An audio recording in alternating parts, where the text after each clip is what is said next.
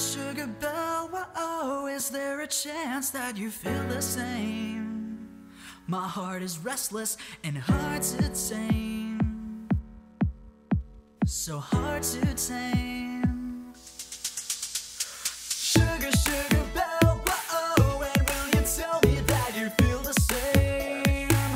Like an angel on a candy cane, oh, a sunlight shining through a train. Won't you be my sugar, sugar, sugar belle, whoa, you know I never tell you any lies.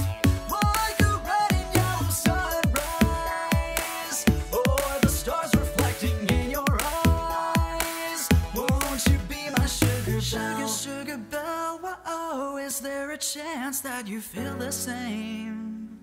My heart is restless and hard to tame, so hard to tame.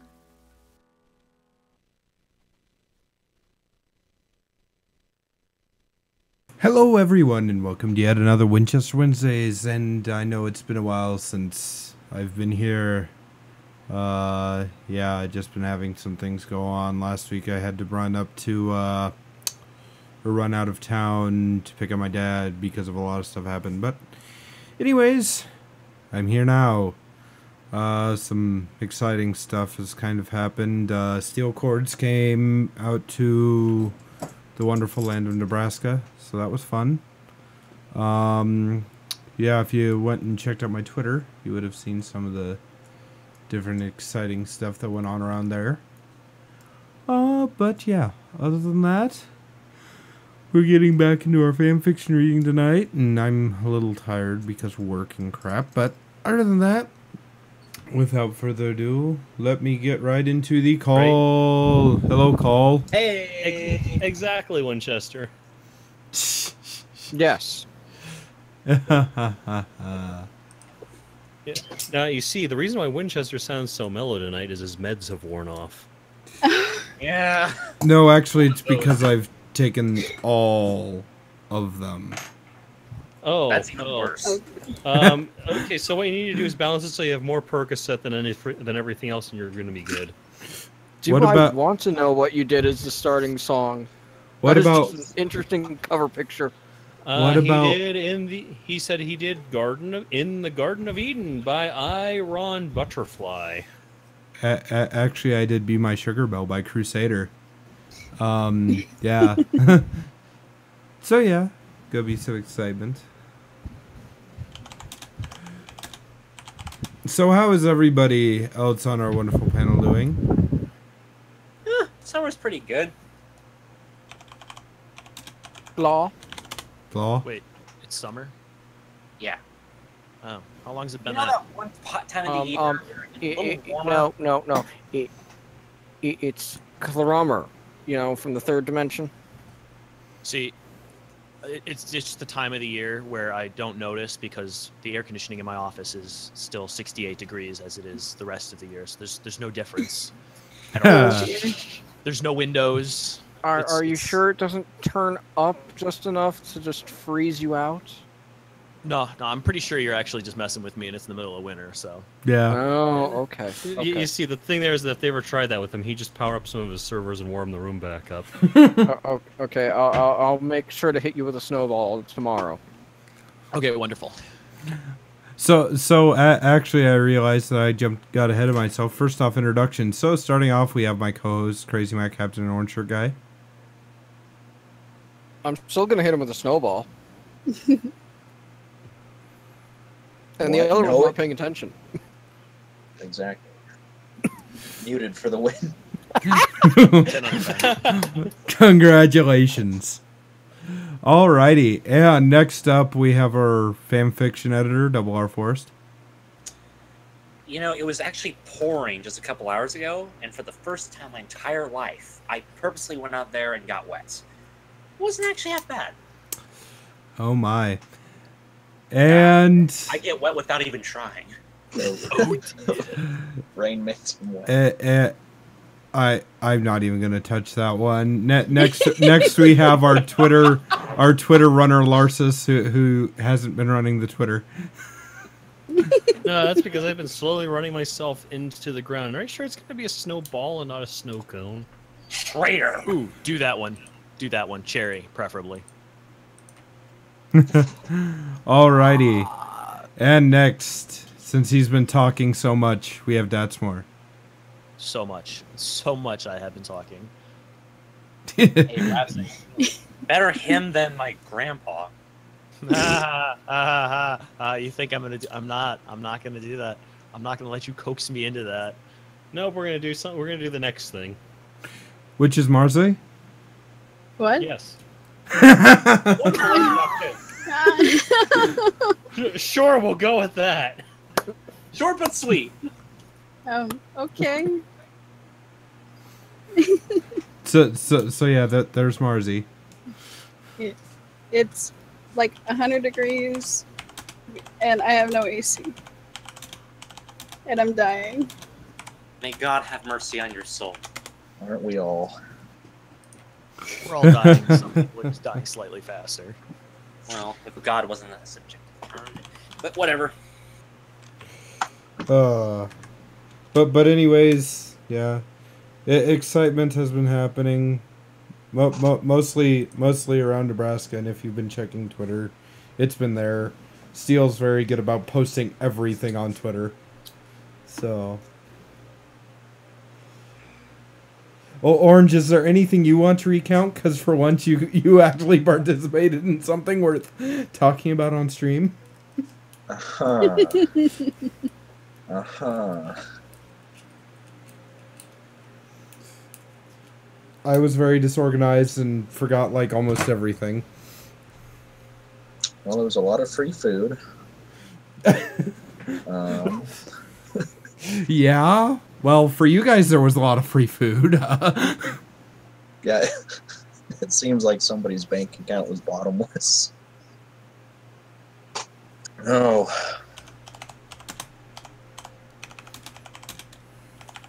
Luckily, we didn't get rained on, so that was kind of nice. Well, rained on a lot, so... Yeah. And at least it didn't, like, at least the entire field didn't catch fire also. Well, I would have liked to see that, but, you know... I wouldn't have, because it was my field. Well... But, yeah. And the tractor didn't blow up. Nobody got shot. Nobody broke anything on the dirt bikes. The kayak capsized right at the end. I still couldn't believe that. Literally, we get to the end of the creek where we're supposed to get out, and Orange and Steel start screwing around, and they capsize the kayak. This was going to be the first time that would have went out and not been capsized. We were so close to having a new record. But yet so far, but in the end, it didn't even matter. Okay, another inside joke to end it all. And speaking of ending it all, to a moment of silence for the Lincoln Park Center that died. And there's the moment.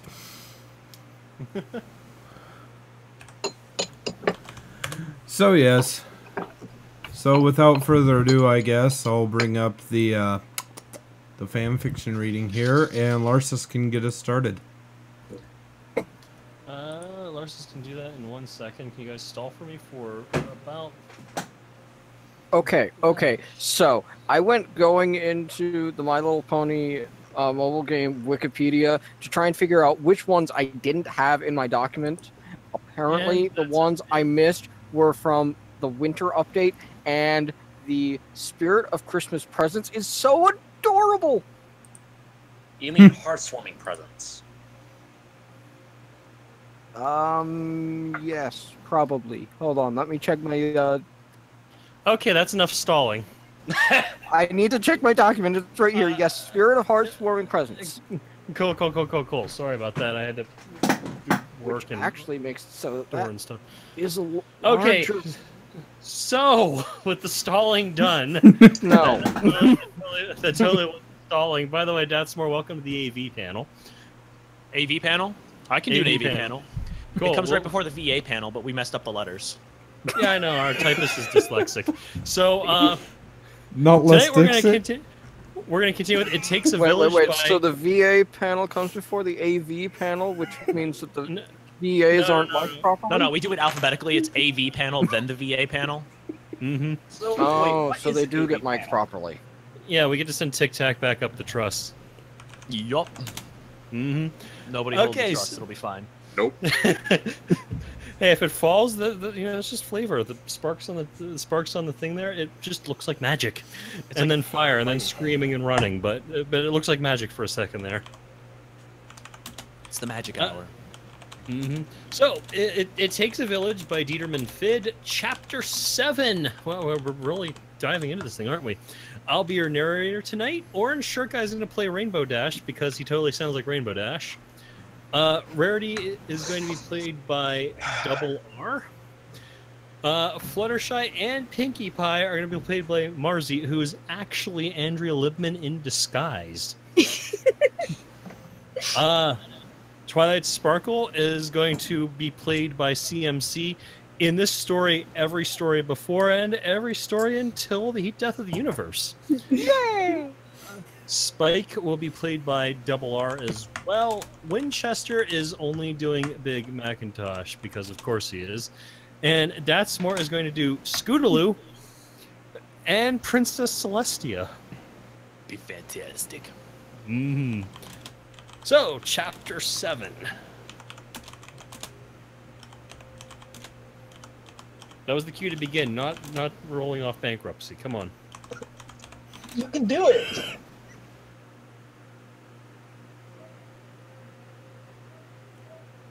Did we actually even have an Applejack in the list? Come on, Nope, Spike! one of you forgot the Applejack. Nope, Winchester, you're playing Applejack. Congratulations. Come on, Spike! We believe in you. Give me an S. Give me a P. Give me an I. Take a deep breath and go. Spike took a deep breath and gazed over Sweet Apple Acres, transformed fallow fields with a sick, sinking feeling. The obstacle course seemed to leer back at him. I know you can do this, Spike! He let his eyes wander over the various tasks. He had to make his way around a course of barrels without knocking over a single one, and they seemed horribly close together in his opinion. And he had a sort of mixed crate of apples, eggs, and New Season's peaches without bruising or crushing them. He had to hit 3 successive targets with his fire, each progressively further away and of varying sizes. There was an old plow that he had to melt with his very hottest flame. He had to lift a dismayingly large rock and carrying it for what seemed like a truly sadistic distance, and all the way up to the barn. Finally, there was a balloon attached to the very top of the barn's apple-surmounted weathercock, higher than he could reach on his hind legs. He had to fly up there and get it. Fat chance. Your faith in me is much appreciated and completely misplaced. His eyes were glued to the torture track before him. Oh, come on, Spike. It's a total cinch.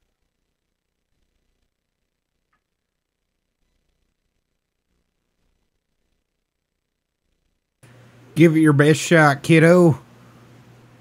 Remember, it's just a test. I can't believe Twilight just said that.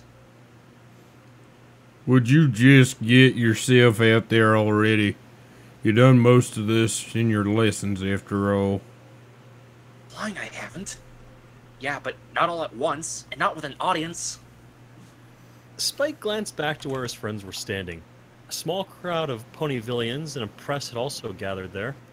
Cameras were already held at half-mast. Apple Bloom had brought out the apple stall and was doing a brisk little trade. He was now sullenly accepting the trail of photographers and reporters that followed him wherever he went. It was a real pain in the tail, though, when the sound of cameras clicking from the lakeside interrupted his bath time. He resigned himself to being the curiosity of the week, perhaps of this year. It was intrusive and humiliating, but there wasn't much he could do about it until his house was built. Even then, he was sure they'd stake out his door. He never thought he was all that interesting to watch, even when he was trying to complete an obstacle course. He would have loved to be a spectator himself. Or perhaps the commentator. He liked being the commentator. With a twinge, he remembered doing the announcing of the running of the leaves with Pinkie Pie. The Spotlights one, that was one he'd rather enjoyed. This one stunk. His friends were cheering enthusiastically among the smattering of other ponies. Rainbow Dash looked impatient to try to course herself, and Fluttershy appeared almost as nervous as he was.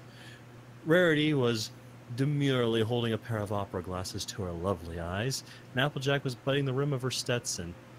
Pinkie was wearing a rather mad purple and green hat that sprouted wings on either side and a tail running down the back. He blinked. He was a hat now?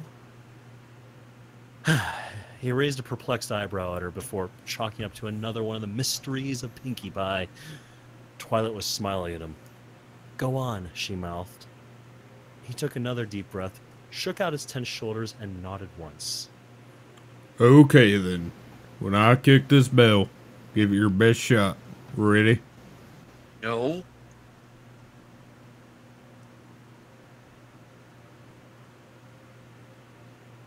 No. Too bad. His powerful hind legs kicked the bell clear off the post. Spike resisted the urge to run. He swallowed once and then began to carefully navigate the barrels as slowly as he could. Controlling the length of his tail and proved to be a real challenge, but he unfolded and curled it around the obstacles as delicately as he could. In one or two places, the barrels were so close together that he reflexively held his breath in a futile attempt to make himself skinnier. He inched, though, step by cautious step, his wings held high out of the way. It was with a huge sigh that he finished the barrel weave. Go, Spike! He winced. Thanks, Pinkie, but I'm not done yet. I know, but that was just in case you needed a little extra oomping. Thing? He shook his head, refocusing on the crate in front of him. He wilted. Eggs and peaches? Now that's just being mean. The red farm pony looked smug. Yep. 3 empty crates stood beyond the mixed one, waiting to be filled. Spike bit his lip unthinkingly, then unbit it hurriedly. Geesh, fangs, when would he learn? He pushed the 3 crates closer to the mixed one, and then looked challengingly back at Macintosh. Never said I couldn't. Suppose I never did. His expression was sour. The reduced distance meant Spike wouldn't have to carry the foodstuff into its crate. Still, picking up uncooked hen's eggs and dragon claws was tough enough in Spike's opinion. He set himself to the task. His claws flicked with practice ease over the apples, trembled over the peaches, and moved at a glacial pace around the eggs. He forced himself to breathe once spots began to dance in front of his eyes. Sweat began to run down his neck. A hush had settled over the watching ponies. Each time he picked up an apple, they leaned forward. If it was a peach, the intake of breath was audible. If it was an egg, you could have heard a pin drop. In Canterlot. By the time he was nearing the bottom of the crate, his brow was pouring with sweat. There was a further surprise for him, however. The lowest layer wasn't filled with eggs. It was filled with tiny cups that were in turn brimful with water. He shot a glower at Big Macintosh, who raised his front hooves complacently. That'll learn you to keep moving things around. Spike growled under his breath and tried to pinch the first tiny little cup between his claws without spilling the drop. Water splashed over his thumb claw, and he hissed in frustration. Carefully setting the cup down on the combed earth beside him, he stilled himself once more and set about the rest. Finally, the crate was empty, and he wanted to collapse in a pile right then and there. The water had spilled twice more, but he had given up being irritated at Macintosh, or even at himself. Just get it over with, his internal monologue chanted as he backed cautiously away from the wobbling water cups and turned to the next challenge. There was a line drawn in white paint on the ground, and Spike dutifully stood himself behind it. Squinting at his first target, he took a controlled breath and opened his mouth. The blast of flame was tightly concentrated, very short. The bucket resting over the top of the first closest pole rattled under the blast, the side charring to black. To the sound of cheers, he looked back triumphantly at Fluttershy and Applejack. The first was stock still in anticipation, peeking out from underneath her pink mane. The second had left biting her hat and was now biting her hooves. The second pull was further away, and the target wasn't a bucket. It was an apple. And he realized he had to roast it. That meant tempering his flame over a distance. Squaring his shoulders, he eyed it sternly. No apple's gonna get the better of me. He told it sternly and released his fire. The red skin blushed darker and began to wrinkle under the soft, gentle flame that flickered over its surface. He continued blowing the thin stream of his mildest fire over the apple until it shriveled and wrinkled up completely. He stopped panting. That sort of thing required far more control and finesse than anything big and showy. The last pull was a distressing distance away, and the target was the smallest yet. A little wisp of hay was tied to the tip of the pole. He looked back at Fluttershy in alarm, and she gave him an encouraging little nod before ducking back behind her mane. Applejack was now gnawing her foreleg. The silence was so thick he could walk on it. He gulped and turned back. The hay had been dipped in red paint, and he realized he was meant to singe it off, without burning the rest. My friends are all evil, diabolical geniuses of the first degree. He'd never tried anything along those lines. That much control over his fire was never something he didn't expect to have. Still, nothing ventured, nothing gained, he supposed. Taking a shallow breath, he screwed up his nerve, gave the tiny tuft a diamond drill stare, and fired. To his amazement, the trickle of flame that curled from his jaws unfolded easily and elegantly over the stretch of ground to delicately flick the hay tip gently. A little hiss told him that the wet paint had burned, but the rest of the stalk didn't blacken and char, didn't even twitch. Didn't bother closing his mouth as the fire died away, but stared stupidly at his achievement, slack-jawed. You did it! You did it, Spike!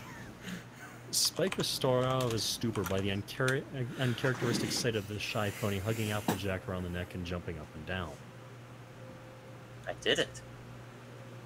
He continued staring at the hay, before finally turning to his jubilant friends. Hey, I did it! They hollered and whooped back at him, and quite a few other spectators did as well. He beamed at them all, flushed with victory and happiness. Well done, Spike, but you ain't done yet. So what's next? Can't be harder than... The old plow was suspended in air in a blacksmithing vise. Underneath it, a mold sat waiting for the melted metal. It would require the absolute hottest flame he could produce, and the tightest focus. That horrible, horrible word.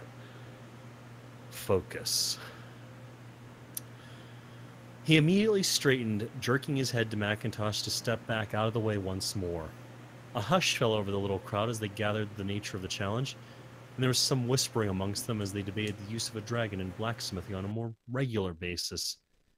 He'd produced that green-white flame several times since that first lesson, but he'd always had Fluttershy coaching him through it. This time, he was on his own. Lengthening his neck, he drew in the largest breath he could, his sides expanding with its volume. For good measure, he took in a little more, his wings half unfurled and his shoulder blades slid apart as his ribcage expanded, and then he began to tremble from containing such an amount of air. Then, with a tearing, crackling roar, he sent it barreling along the roof of his mouth, along his hard palate, through his tightly pursed lips, and into the cracked old metal. It wasn't white green or even normal green. It was a Discord call. With a start, Spike realized he'd stumbled upon yet another sort of fire. This flame was so hot he couldn't even see it through his watering eyes. The old plow pinged and crackled and began to glow red hot within seconds. Only a few moments later,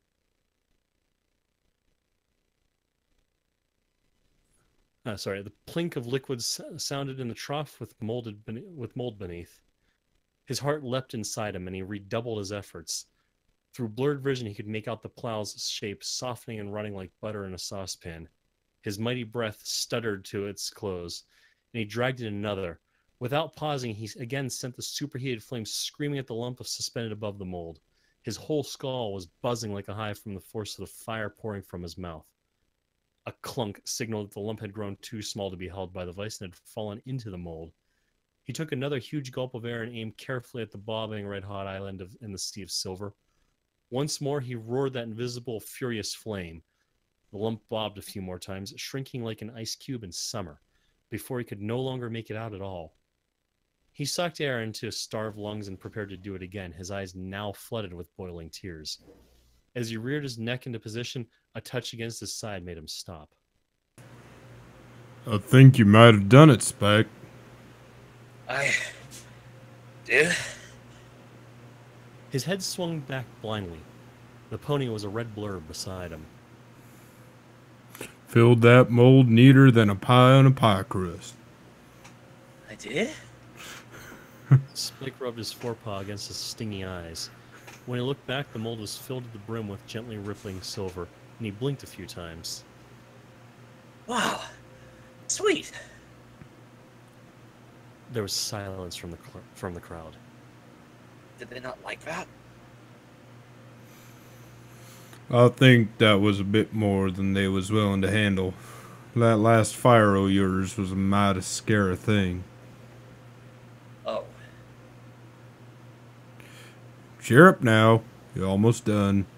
Also, you're sort of sounding a little hoarse. Need a drink?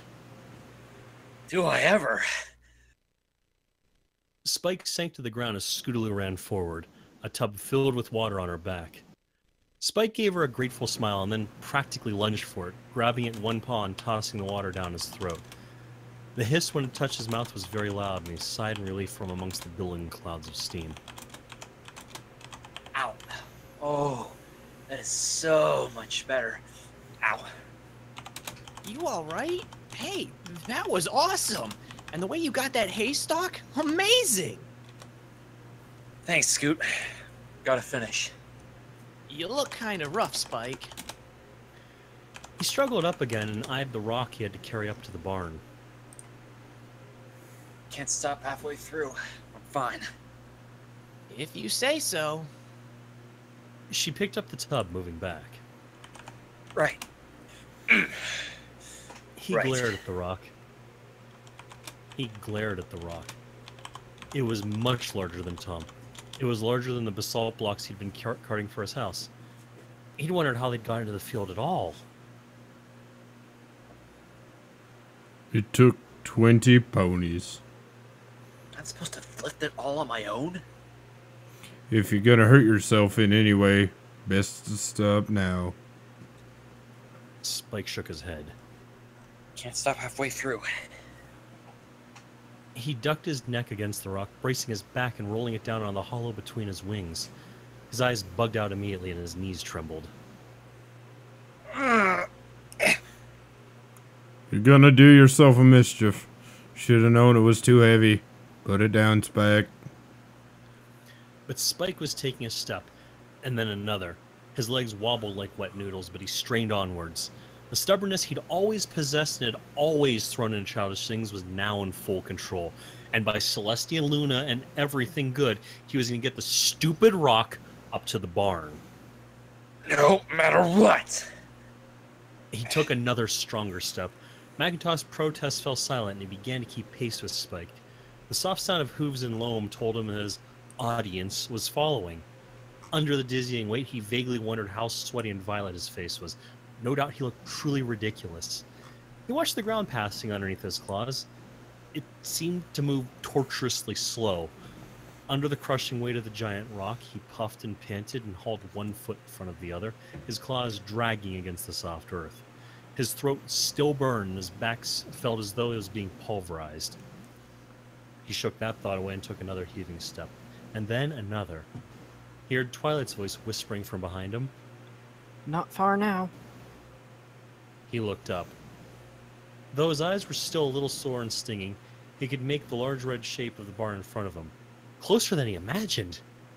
He took another step, his pace quickening as the finish neared.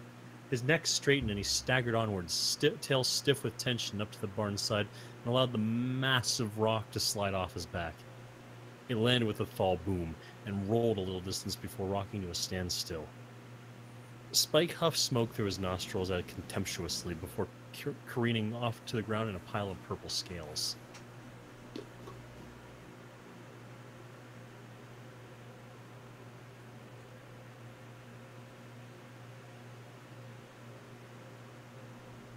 What is it with you and showing rocks who's boss? He made a husky noise of irritation. I'd say that was more a case of not being beaten. Spike, are you okay? Have you hurt yourself? He slumped over some more.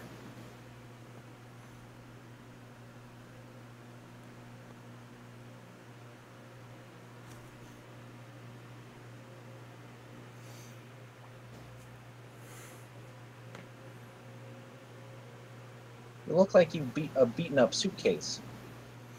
Real nice. I calls them how I sees them.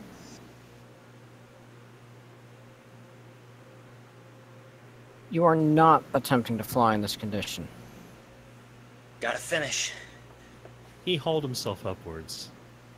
Spike, But Twilight didn't get to complete herself before his wings extended and swept into that all-important downbeat. His mind flickered back to Razorfang, and he tried to emulate the giant dragon's movements the previous day. His tired legs pushed away from the ground. He beat once. Twice. I'm doing it. I'm... He landed heavily on his hindquarters, agony racing up his spine. He screeched and crumpled on the spot, a jumbled heap of wings, limbs, and pain. oh, you silly dragon. Twilight raced towards him. He turned his ringing head to her. Stars were winking in and out of existence before his eyes. Sorry, Twi. What rushed you to try and fly in this state? Twilight's hooves ran over him, checking for damage. She sagged in relief when she found no injuries and continued in a lower tone. You should have listened to me, Mr. Stubborn. He was too beaten to even protest the name. Made a mumbled noise of apology and drooped even further into his untidy jumble of purple aches and pains.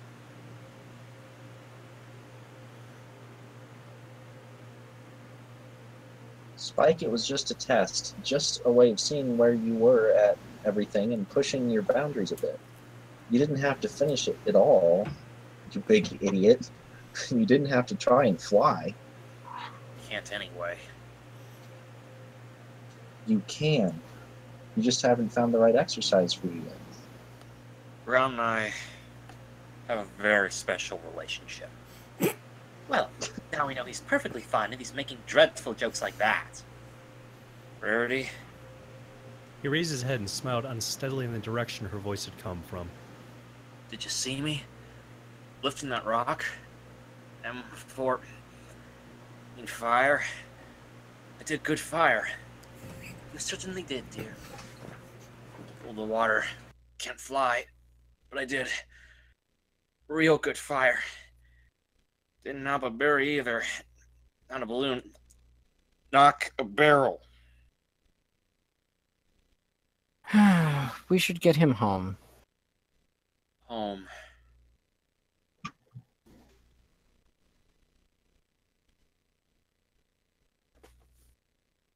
Oh,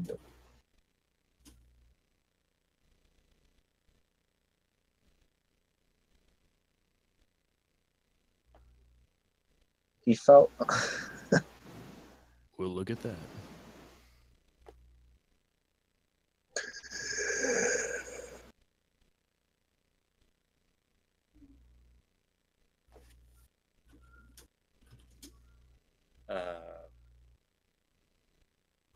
He felt like he'd been wrung out like a dishcloth. How? Rainbow Dash eyed his prone bulk with skepticism. Spike himself answered by slowly, creakingly dragging himself to his feet with a gigantic groan. Then he appeared to sag on the spot. Ow. Oh, poor Spike. I'll heat up some towels for you, and when we put them on your shoulders, when we reach the square, how does that sound? Heavenly. How do you manage to have a competitive side when there's no competition? Natural talent. I am one big bruise. It's your own fault. Twilight laid another hot towel over him. Pony of stone. She rolled her eyes. Sure, that's why I'm here with heated towels and slave instead of Salve. inside my nice, cozy library. Just that word "salve." That's Oh. not what. I thought it was the action of slaving over him. Mm. Fluttershy rose into the air in order to lay another towel over his back. He groaned in relief and practically melted all over the cobbles. So good.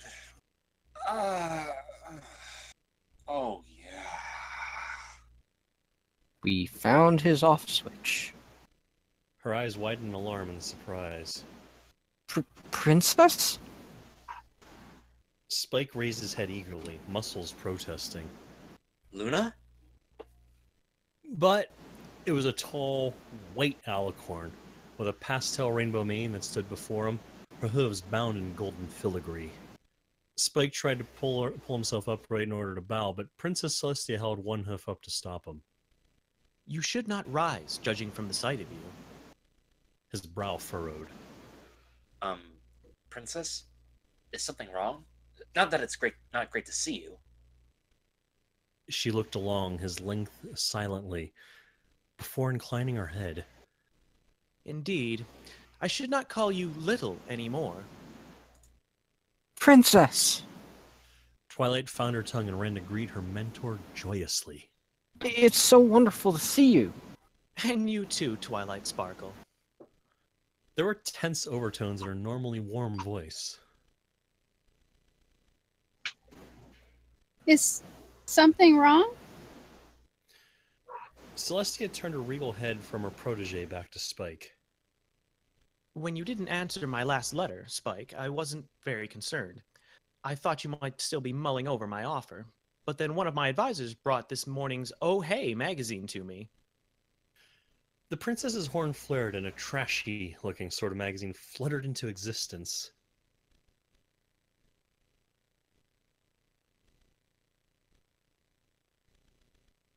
Spike's shocking secrets revealed, and what they're not telling us. By gossipy brag. Oh no. A conspiracy reaching the highest authorities of Equestria? Exclusive proof? Fluttershy looked up from the magazine cover with a wince. Oh dear. Left the letter in the square yesterday, and there were all those reporters everywhere.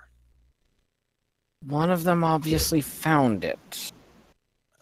Princess Celestia looked stern.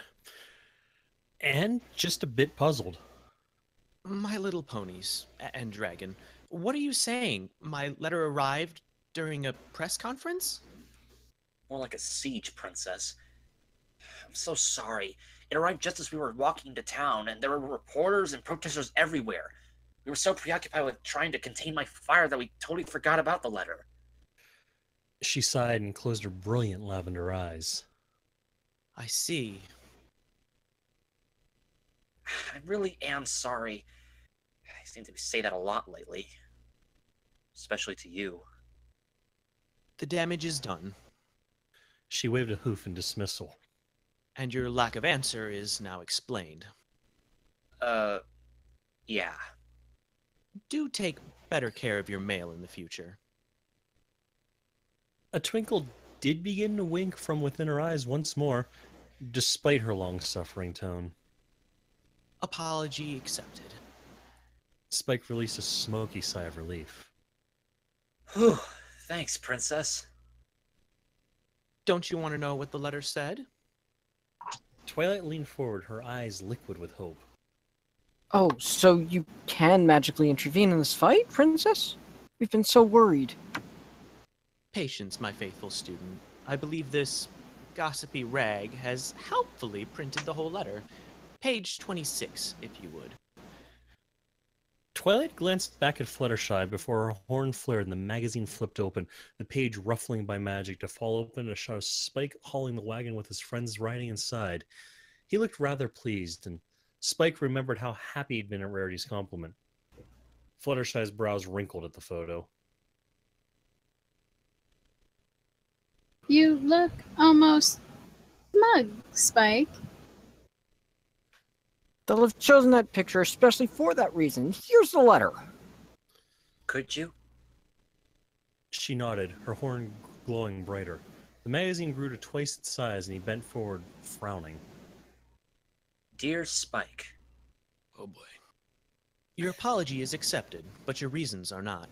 Setting aside your fears for my personal safety, I would have it held as my duty, as your princess and your friend, to aid you in the smallest of ways through this difficult time. I am sure that my sister, Twilight, and your friends feel much the same way. Furthermore, I understand that acting contrary to an instinctual urge is difficult, but I have already stated my case here. In any case, let us consider this affair over and done with. You are forgiven.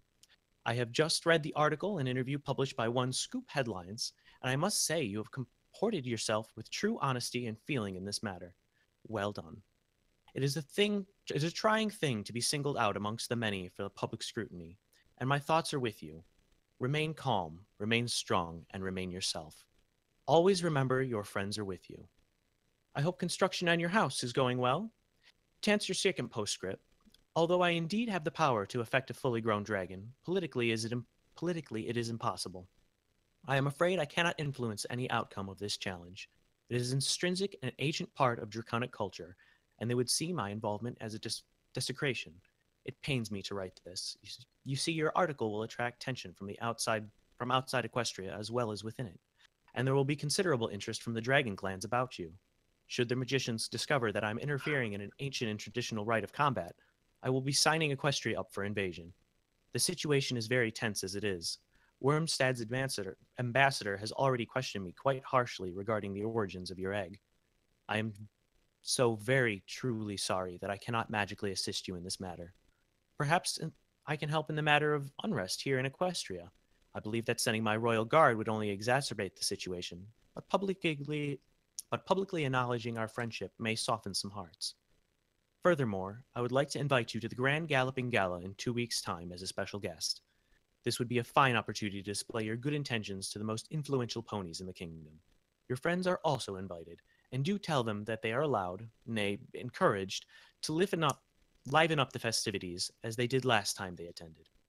Be warned, the Wormstad ambassador will likely hound you into agreeing to leave Equestria to be with the others of your kind. As you have repeatedly said, Ponyville is your home now.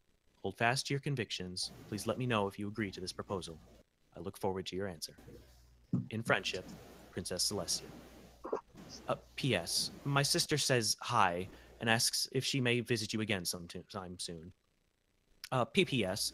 Could you please send your recipe for dandelion and wild rocket quiche? I haven't had a good one for nearly 3 centuries now.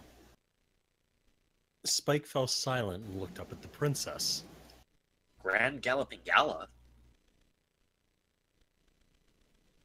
What does the article say about the letter? Fluttershy hovered over his shoulder, her eyes racing over the page. A whole lot of horse apple. Naturally, she had read ahead. Twilight! Language! Spike was shocked that she would swear in front of the princess. Celestia looked grim and a little amused. In this case, I feel that my faithful student is fully justified in her choice of words. It is a despicable, scurrilous load of nonsense and conjecture. Lots about how you and the princess are conspiring against the ambassador. Lots about the challenge being a barbaric and primitive ritual. Lots about your instincts and plenty of insulting things about dragons in general. I don't exactly disagree about the challenge. And even a horrible bit of hooey. Twilight spat Applejack's word in her simmering irritation. Saying that you were dangerous simply by bringing the Wormstad's attention to Equestria, as though they haven't always known that dragons live within our borders. Calm yourself, Twilight Sparkle. It is a ridiculous slander indeed, but it can be easily punctured. I will make a royal announcement tonight to refute the allegations. That's not going to help against the Parents for a Peaceful Equestria lot. That is the name of the group against you? Such a transparently emotional ploy.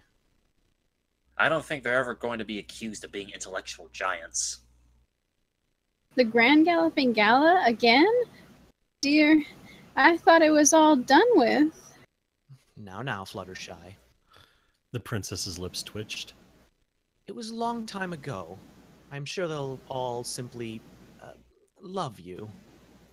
Twilight made a choking sound, and Spike stifled a snort as Fluttershy turned the color of curdled milk.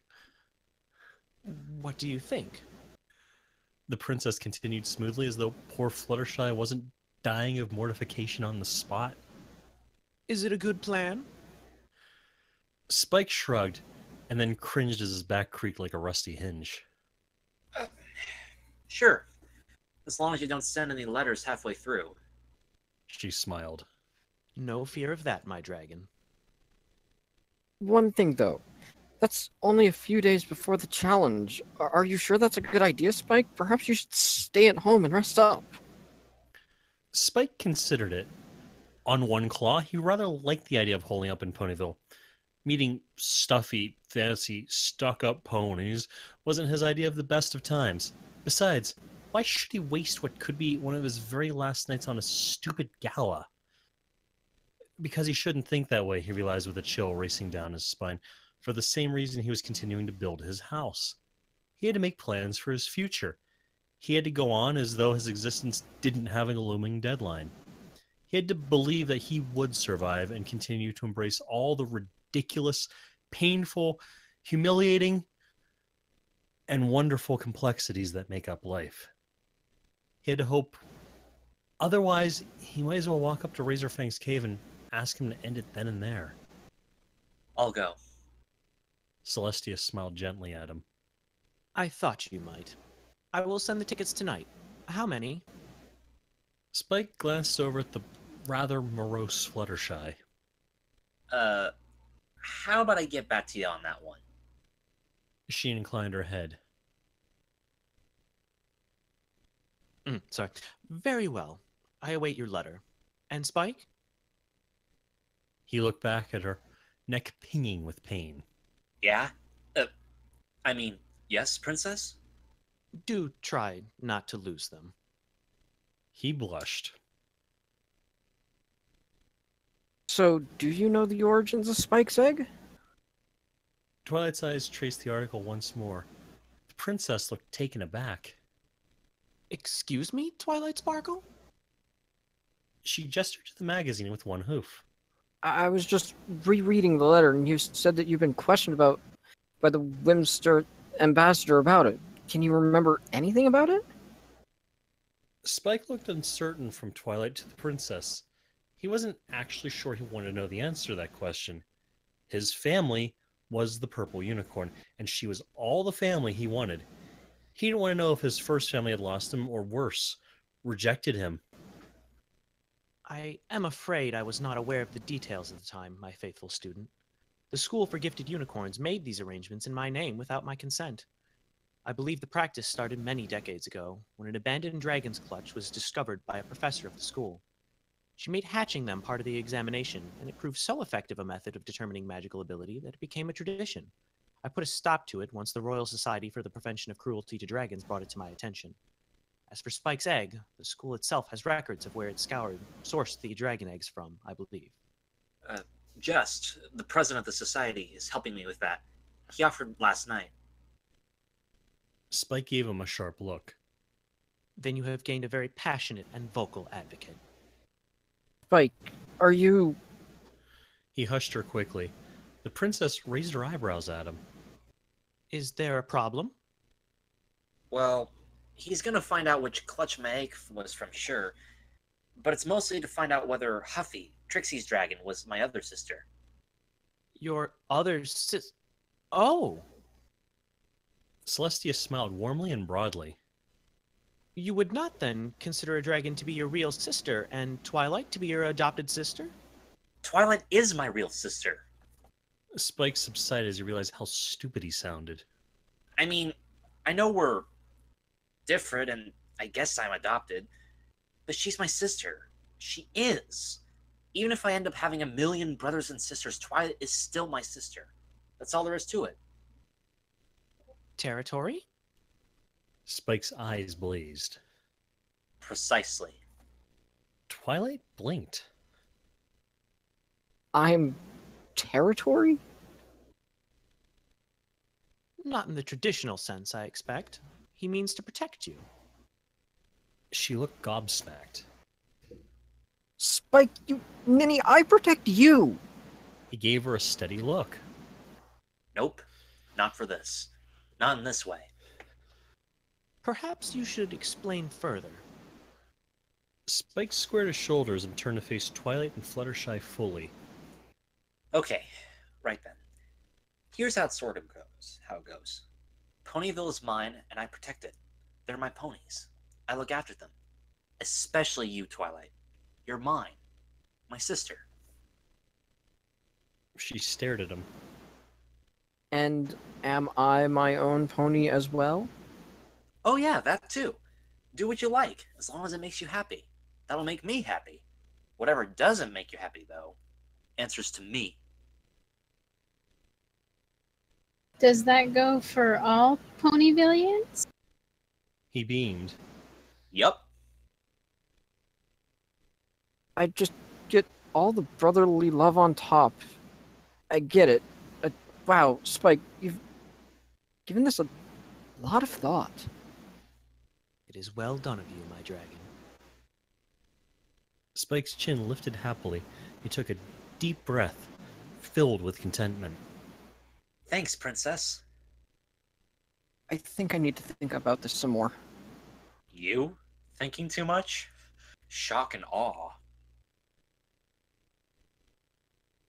That seemed to snap her out of her trance, and she scowled at him. Oh, funny dragon. He grinned at her. Thanks for noticing. Just thinking about his village, his ponies, about what that could be, filled him with a sense of rightness and comfort. His territory, his ponies. His to protect, to look after, and to care for. It was a much-needed panacea in the midst of the escalating chaos of his life. So that's what you meant when you... Twilight stopped. Spike glanced sidelong at her, knowing she was going to bring up that moment during the interview with Scoop. Yeah. Wow. Really? All of us? You're going to look after all of us? Fluttershy's pupils wide with affection and wonder. Spike nudged her with a forepaw. My pony. He poked his tongue at her and she giggled.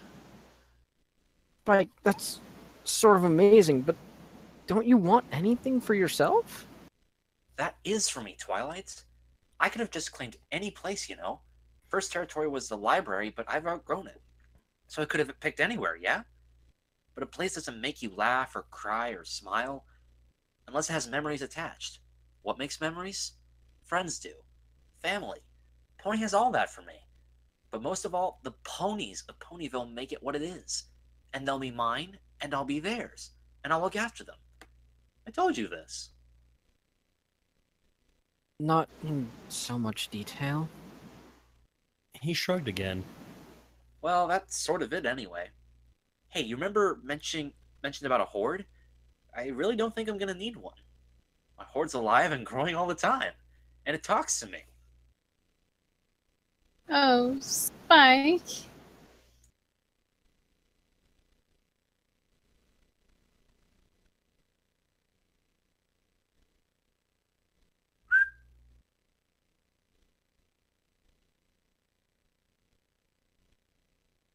It was muted. Very well done.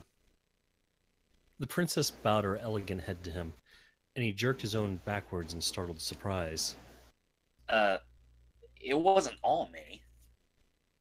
He was embarrassed at this show of respect from the premier monarch of the country. Your sister helped. I could sense her hoof in some of that.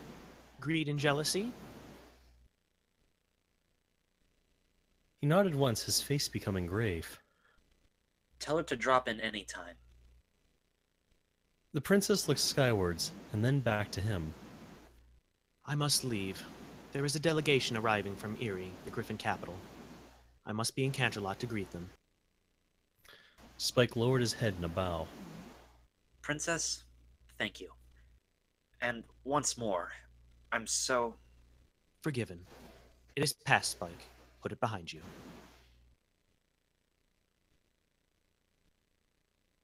She looked up at the sky again, her mane rippling and flowing gracefully, before looking back at the three of them.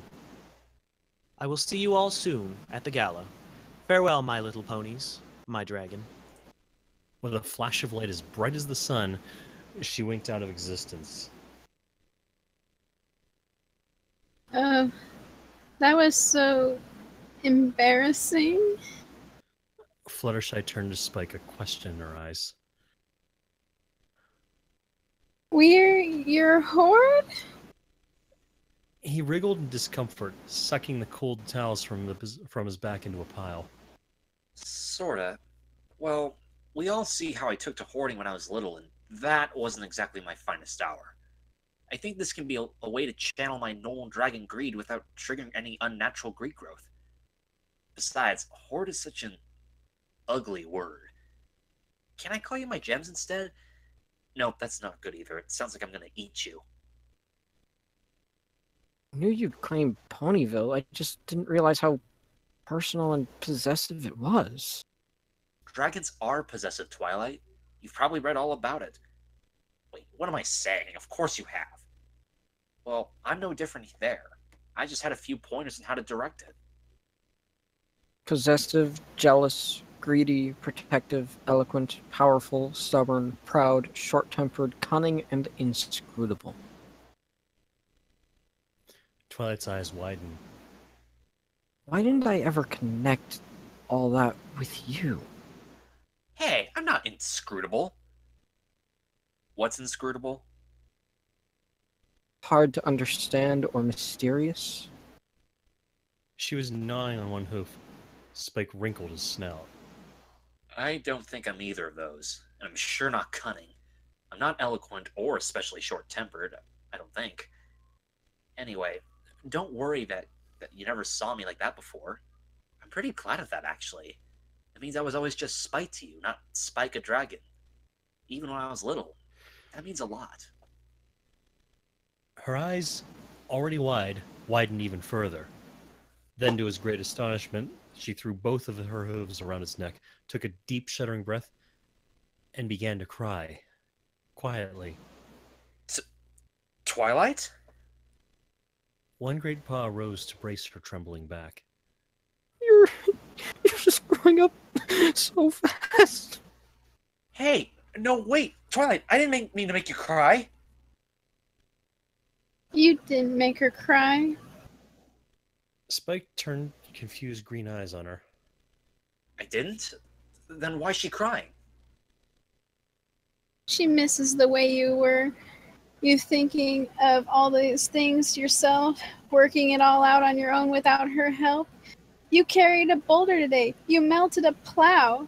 And then told her mentor about claiming your territory. The press are hiding around every corner. She misses the little baby she used to carry on her back. You've changed a lot, Spike.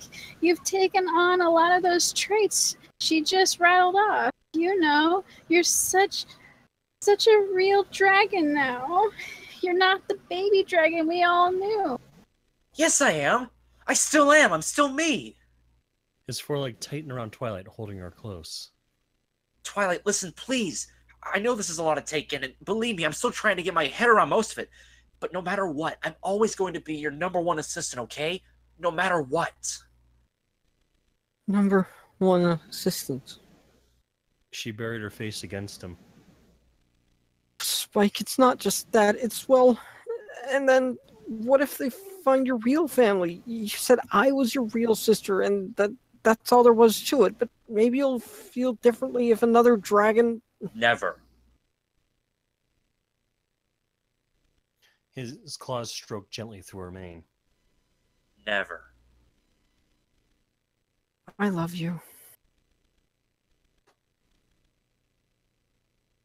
Her hooves held on tighter to his neck.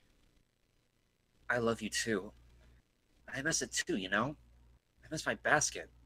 I miss my blankie. Sometimes I think I can still hear her calling my name. Spike! Spike!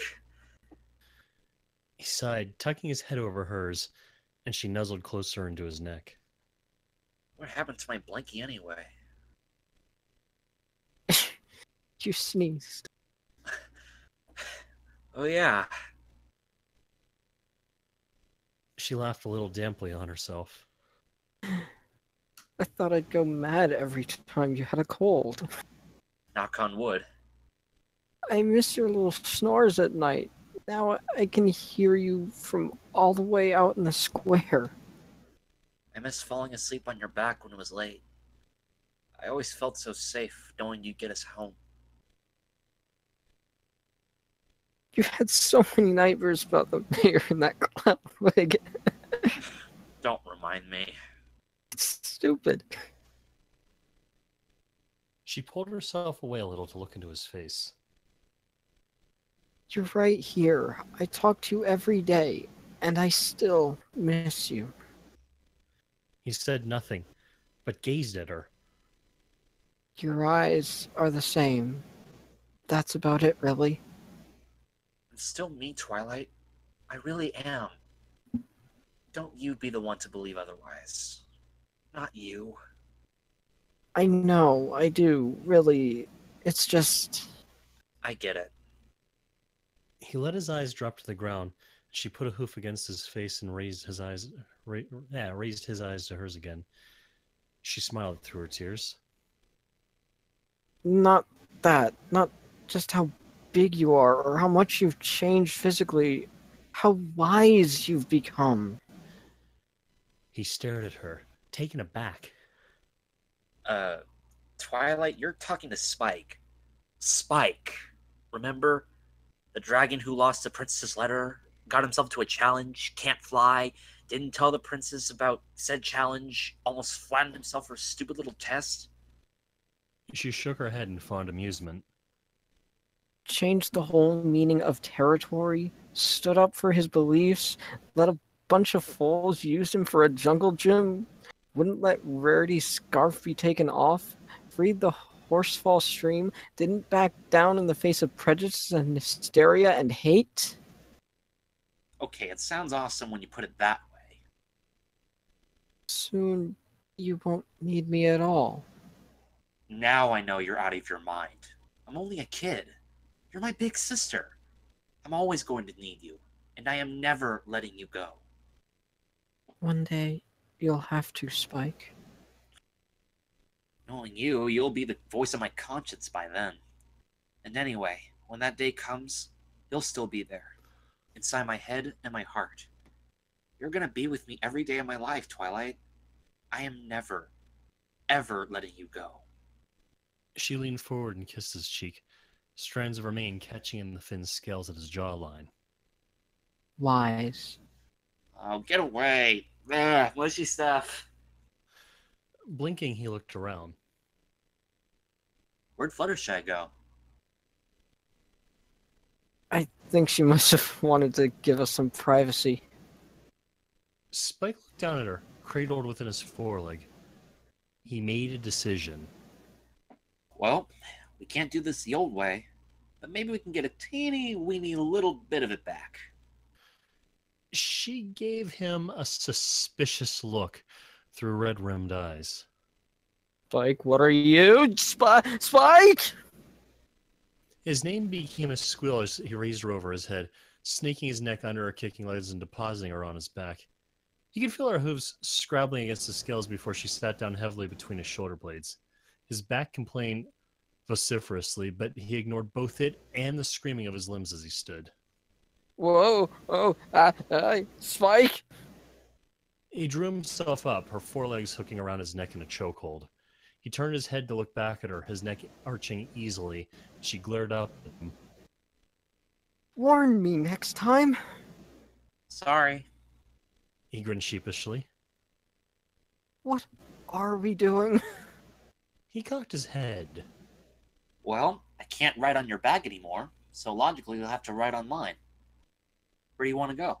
You can fall asleep if you like. That was always pretty cool. She gaped at him. Seriously, where do you want to go? She blinked, and then smiled, though her eyes were still watery. Why don't we just do a turn around the town? Maybe we'll run into somebody we know. That'd be nice. He smiled back. Let's go for a pony ride. Dragon ride. Whatever. Ready? Hi-ho, Spike. She leaned back against his neck companionably. I am way too sore to rear up on my back legs like you did. That's okay. Ground is far enough away as it is. Is it okay? Yeah, it's fine. Actually, it's nice. I see why you liked it. And if you turn around, you can see where we've been. That's a very old joke. The old ones are the good ones, they say. Hey, Twilight, Yes? do you think Fluttershy is scared of me? What? What makes you say that? Well, she said I was such a real dragon now. And, well, she's afraid of dragons. Big ones. Wings and teeth and stuff. I hope I don't have to draw you a picture. You'd need a lot of purple crayon. Oh, thanks. Kick a dragon when he's down. That's real nice. I don't think she's afraid of you at all, Spike. She was certainly quite, apprehensive about helping you with your fire at first, but she overcame that fairly quickly, didn't she? I suppose. She's your friend. She knows you, Spike. She knows you wouldn't hurt a horsefly. Well, it can't hurt to ask, I guess. Mind you, don't hurt her feelings. You know how sensitive she is. I never hurt her, Twilight. Of course, I know, you possessive dragon, you. You know your gait is... Reptile, remember? My spine bends in a different ways than yours. Oh, of course, I should have realized it's really high up here. Look, I can see Sugar Cube Corner. Yep, and you can see the boutique from the top of the next street. You would know that, you big sap. I'm merely an appreciator of beauty, that's all. Oh, merely. Critic. Spike? Hmm? Thanks. Hey, what are number one assistants for? She fell asleep on his broad purple back, and he walked on through the golden afternoon thinking of simpler days. This has been Chapter 7 of It Takes a Village. You know, Lovely. let the fuels flow through you and stuff. Followed but accompanied with this cute picture. Yeah, there is a cute picture, isn't there? Yes, and that's why I'm leaving it on stream, and I totally did not forget to unmute my mic right there. Uh-huh. The running theme of this show. Yep. Yep. And apparently I was reading too fast because I really did see slave instead of salve. Because I Yes. thought it was like slaving away and it just fits. Yes, Twilight I got wonder him, what that got him a says blanket. about you. See. Twilight got him a blanket and a slave. Perfect. Okay, Fluttershy, you're now Spike's slave. Do whatever he says. Yeah.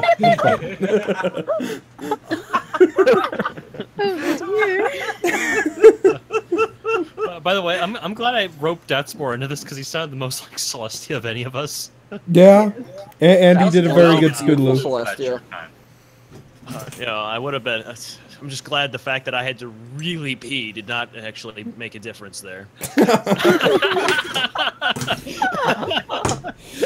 That was. I'm like, oh, do I have time? Look, scroll down. Oh, good God. Page and a half straight.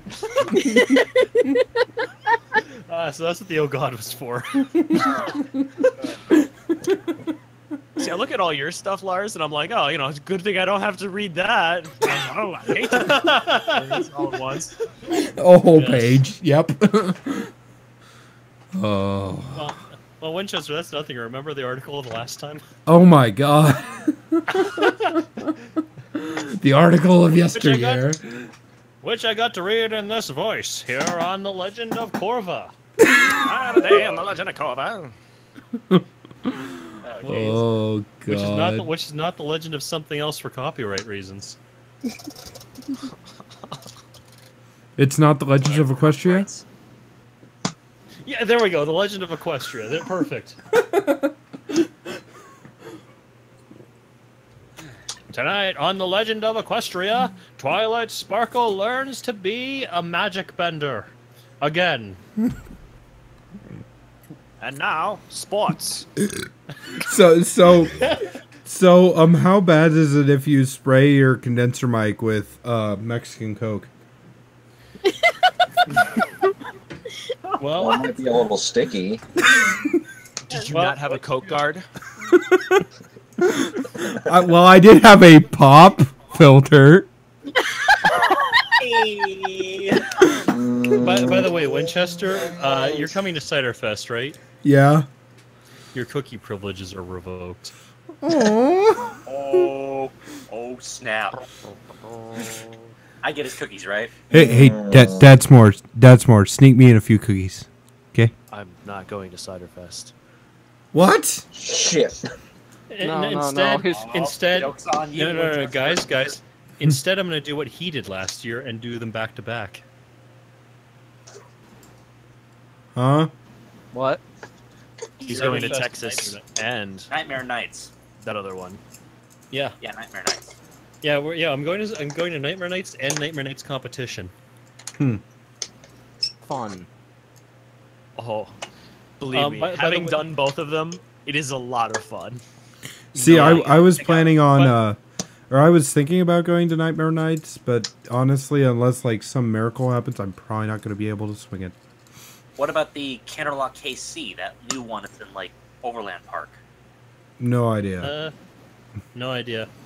But I do know the stats more. Zyro's been telling me about what your guys' AV setup's going to be. I was just like, ooh, girl, I want it. Yeah, that's Zyro. He'll do that to you. Yeah, although I'm tempted to take my mixer to Cider Fest so that I can say that we got the same mixer. What does Zyro got lined up right now? He has an M32. Right. What do I have in my closet? An M32. Yeah, you should do that. Yes, Yeah. yes. But that's more. How am I going to run Cider Fest without you to yell at people? Yeah. I don't know. So when I don't go to a con, the legends say that another will take my place. So you just have to put your listen to your ears and pick the loudest person in the room. I actually already did that. I picked B-Pen from Everfree Northwest. I heard. Yeah. Not that I figured- follow that type of thing.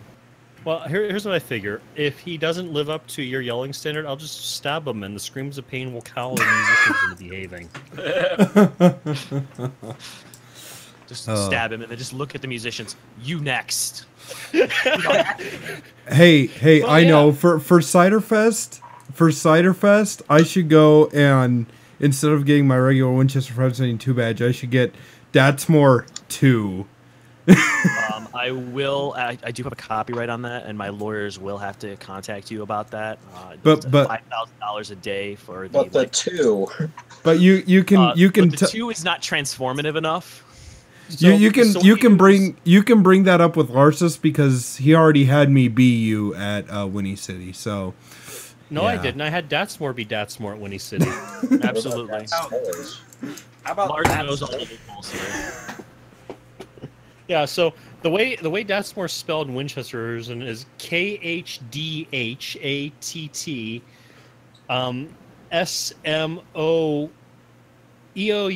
SMOEOUGHREH. There's a lot of silent letters in it. Just like a couple, not too Yeah. many. Good lord. oh dear God. And awkward silence for the win. You gotta love those. Don't you It's a hate good that? quality, awkward silence. At least. I just realized we just did AV panel late here, didn't we? Except we didn't call Trip out for something. Salt. Salt is what holds Salt. us all together. Yeah, yes, it is. I was going to say that we have many ways of phrasing it. Forest Rain says friendship is insults, but salt is what holds us together. Salt. It's the saltiness fifth that element, makes it good. really. Everyone says it's love or some shit, but no, it's salt. It's Yeah. earth, wind, Ooh. fire, water, salt. hmm It's lime juice, tequila, triple sec, ice, and salt. That's what friendship is? Yes. Served with a little umbrella Well, above it, but yeah. Not until you're 21. Before that, it's friendship I'm or 21. magic or something. Well, then It's- look at it's- that. Then you adhere to the New Testament of friendship. The Old Testament, prior to being 21, is friendship and sparkles and magic and unicorns and sunshine. Hey, Yeah. I'm coming to Cider Fest this year, so like maybe I'll Yeah. get that true test. Yeah, of you see, friendship then. after you turn 21, the definition of friendship becomes a question, which is brown or clear. Yeah. Oh, yes. On the Or- rocks. I pass for 21 in 90% of the places I go to. Does that count? Yeah, that baffled me the first time I met you. Yeah. A lot of people think I'm only 18. Most people think I'm like 25. I bounce but- around. I've had people say I'm older. People say I'm younger. I just realized all we're missing is Forrest here tonight for us to be able to have everyone in this chat that understands bring the boy. No, yes. Us, yes. Yes. That is something. I'm very glad you should be down in Texas this year because I was afraid I was going to miss out on that this year. Yeah, I know. I thought I was going to too, and I was just like, what the hell? I'll just book the flight like 2 months in advance on Southwest and just fly out after work. It's done. Done out of done. So what you're saying is I really need to get down to Nightmare Nights this year. Yes. I mean, as always, yes. Yeah. Yeah, it's kind of hard. Yes, because, like that's like a whole nother, just a week after Cider Fest. Yeah, I know. I'd So- have like 2 days of work, take the rest of the time. I would So say that's what- I here's- can drive some people down there. Unfortunately, I will be in Texas the entirety of Cider Fest. So here's a question. So actually, Dadsmore, this is posed to you. Would you rather have me go to Cider Fest or your New Year's convention? Oh, Because that's kind of almost what it's, or not Cider Fest, but Nightmare Nights. Because that's almost what it's coming down to. Go to Nightmare Nights. It's their final year. yeah. It is Really? like confirmed.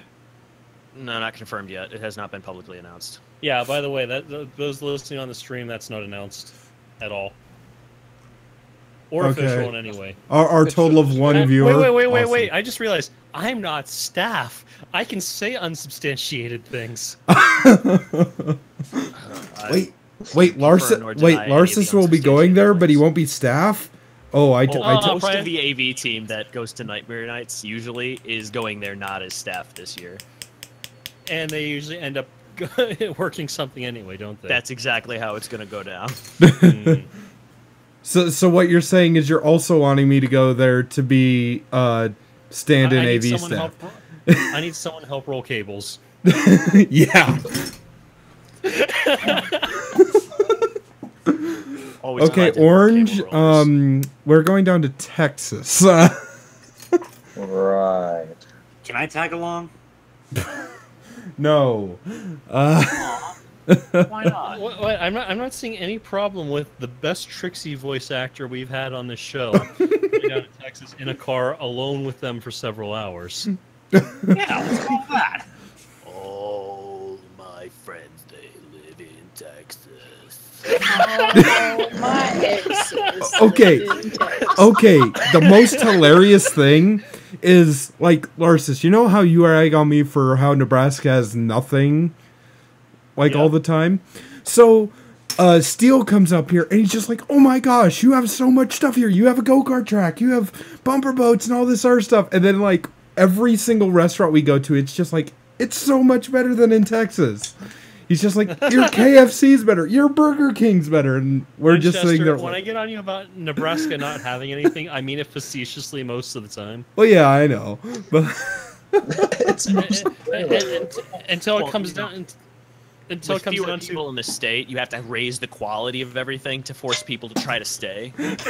Well, basically the only thing, like I've said for a long time, the only reason why I'm not happier here in North Platte is the fact that it is a 4-hour drive to the nearest airport that flies to anywhere but to the Well, nearest airport. Hey, you got some open land up there. Why don't you just build an airport?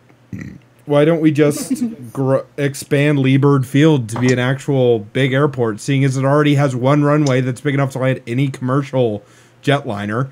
Yeah, there you go.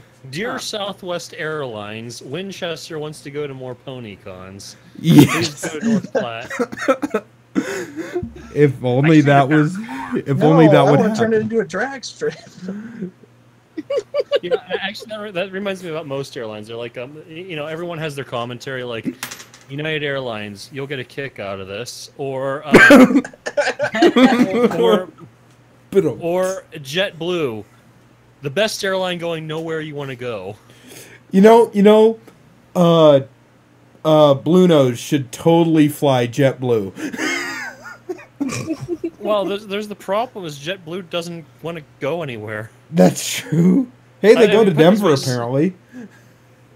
Well, they fly from Denver in a loop around Denver and land back there. Yeah. Denver ever again. We fly to different terminals.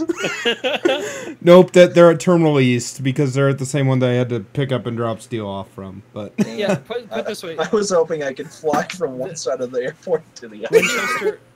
Winchester, there are more gates for Sun Country Airlines than there are for JetBlue at Sky Harbor. what's Sun Country? Exactly. Jinx. So on an unrelated note, Larsis, what have you heard about Frontier Airlines? I hear they're either good or bad, and there's no in between. Yeah. Okay. Fly Southwest everywhere. Yeah, same. So Orange, you're either gonna die in a plane crash or you're gonna be just fine. All right, well, I'll take that chance. You know what I want to do? I want to fly on an airline from the 70s because the level of service was amazing back then. Yes. I have no idea what the hell just happened, but the Win 7 isn't connected to the net, and I could not connect back to Discord on the Vista. Well, it's simple. It's the subtle way of telling you get a modern OS already. So you went to Windows 95 on No, dial-up? the Windows 7 can't connect to the internet. Yeah, like I said, a modern OS can't work anymore. Is what it's telling you to go to. Your options are Windows It isn't 10. a modern OS. You're being cornered, CMC. You brought this upon yourself. Sure. Buy a modern computador. Yeah, I'm put just it gonna- this way. I'm gonna blame See, the router.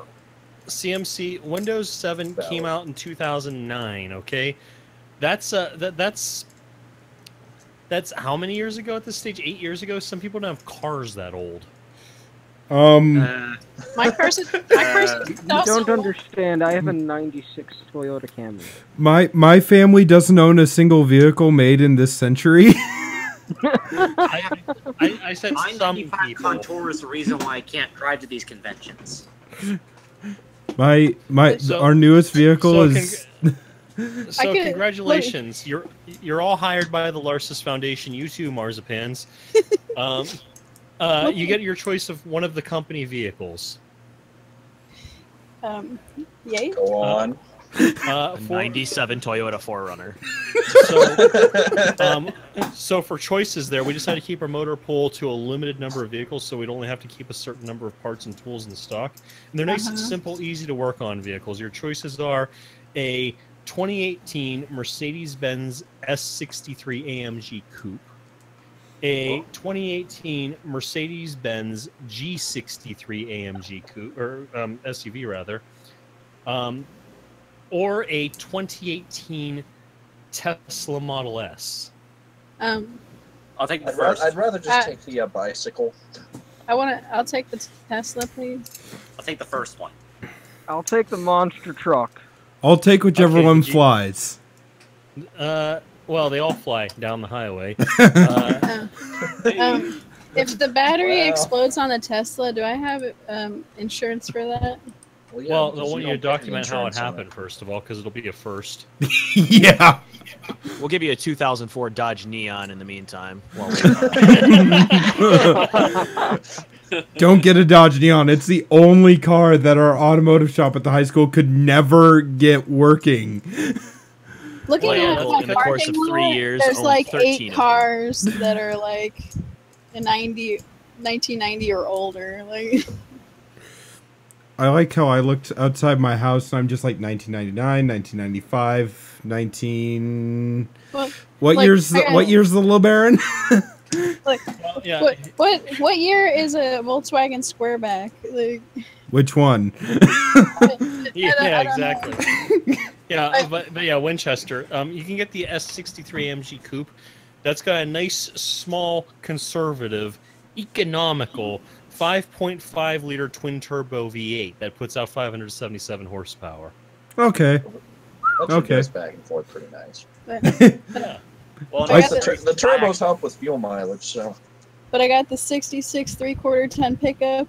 I got the 95 the 85 Toyota MR2. and all Wait. this That's is a good actually MR2. a new Oh, car. it's a car of the year. Yeah, my 1995 Contour is a piece of crap. Winchester Well, can attestify. Well, Double R, if you're buying used, my advice to you is buy Asian. Buy a Honda. Honestly, buy a Honda, buy a Nissan, buy a Toyota, or buy a Hyundai. But whatever Can those you do, get- Can I drive those things to Minnesota or Texas? Hondas, yes. absolutely not. all of the- those, yes. Okay. Well, actually, that's Nissans, the- you have that's to where- be. Nissans, you have that's to what we be a little learned. bit careful of because sometimes people like to rod those fairly hard. Yeah, Wait, which but ones? that's what Cut out a bit.